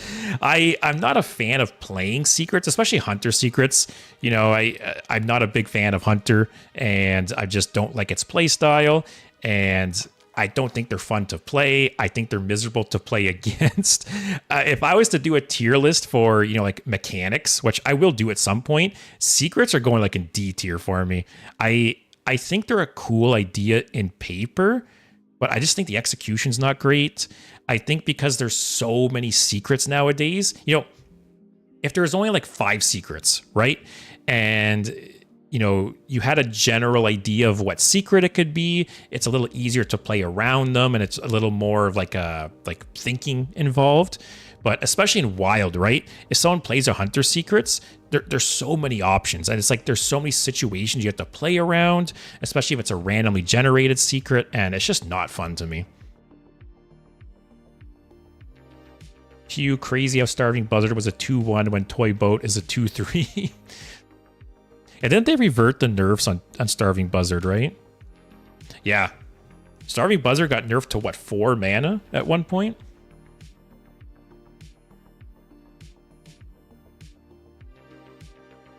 But yeah, if that'll be this tier list. If you guys have any ideas for future tier lists, I'm probably going to do more secrets now at this point. We have, obviously, Paladin and Mage are the big ones, but there's also Rogue secrets. I would like to do some kind of mechanic tier list, you know, where you can rate mechanics like, you know, like Galakrond or Highlander or what else could you do?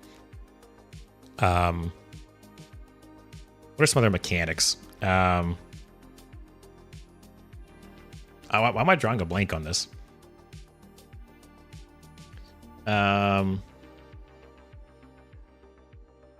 Yeah, just other mechanics.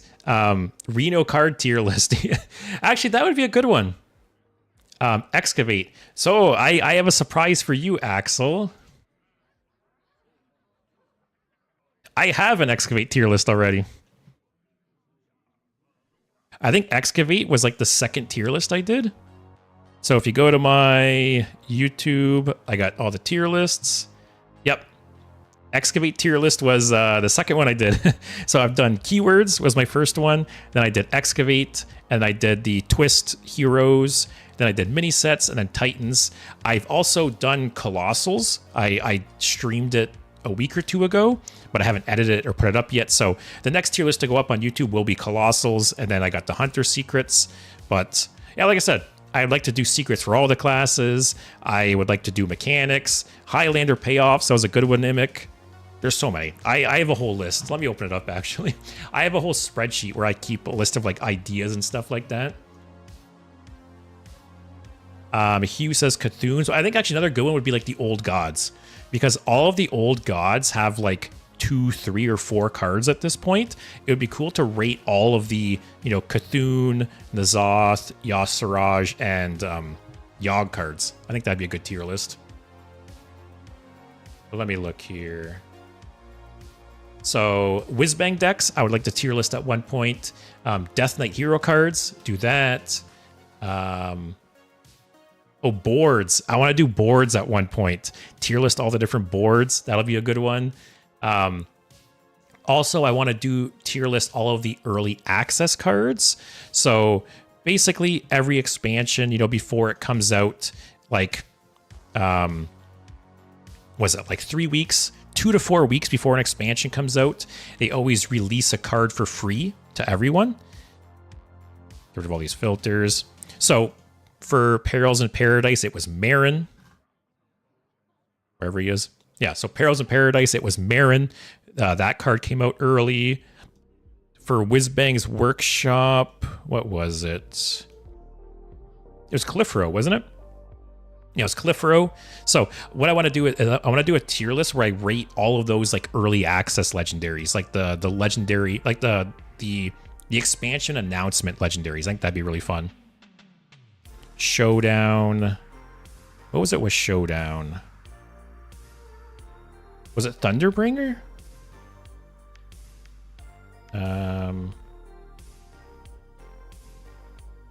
It wasn't Sheriff.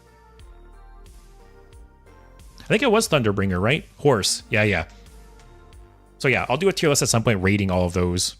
That'd be a cool one. And yeah, boards would be good. There's so many boards, and they vary in quality so much. And I'm not just talking like visually, right? Like if I tier list the board, I'm going to be talking about all like the clickable aspects and all like the knickknacks on the board, because some boards are so fun to play around with, and others I feel like you can't do anything. Like they're just like there to look at. So boards would be a good one. How many boards is there though? I guess it's 1 per expansion, right? Minus the last expansion. 36. Oh, is this sad to read?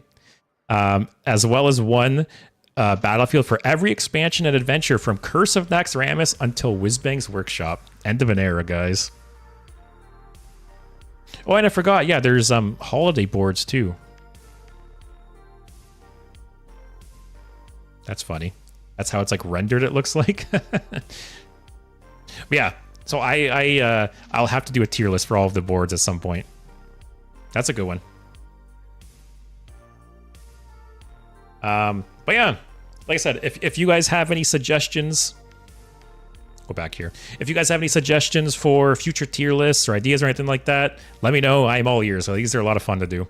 I like doing them live too. I like doing them live and like discussing my thoughts and, you know, getting your opinions too, right? Because sometimes you guys sway me a bit. I might be on the fence with how I want to rate a card, and you guys kind of help me pick. So I really like doing these live. It's a lot of fun. But I think that will be it for this one. Location, that's a good one too. Let me write that down. Yeah, locations is a good one. Also, let me download this before I get rid of it and forget. All right, so yeah, that will be it for the stream, though. Hope you guys enjoyed. I am shelving Hunter for a while. I've had 4 streams now of Hunter. Unfortunately, I didn't get 60. I cannot believe that. Like, let's go back here. Yeah. Like I said, I think I was 56 when I started Hunter Week. So I had 4 streams of Hunter, mostly 4 streams of Hunter, and I didn't even get to 60. I can't believe that. Basically averaged 1 level a stream. It's slower than I expected. But yeah, like I said, Hunter's getting shelved for a while. I need a break. Tomorrow will be Warrior. So I'm looking to play a Rye Cleaver deck and a Line Cook deck. So if you have a deck for either of those cooked up, feel free to send it to me. That's what I'll be playing tomorrow. And then next Monday, I will be reviewing custom cards live. So if you haven't already and you're interested, join the Discord. I have a channel for custom cards where you guys can create them, and I'll be reviewing them live on Monday. So even if you've never designed a custom card before, create some random bullshit for me to review. I think it'll be fun. And yeah, I'll be doing that on Monday. But other than that, thank you guys for watching. Hope you guys have a good night. Hopefully I'll see you tomorrow. And yeah, take care, everyone.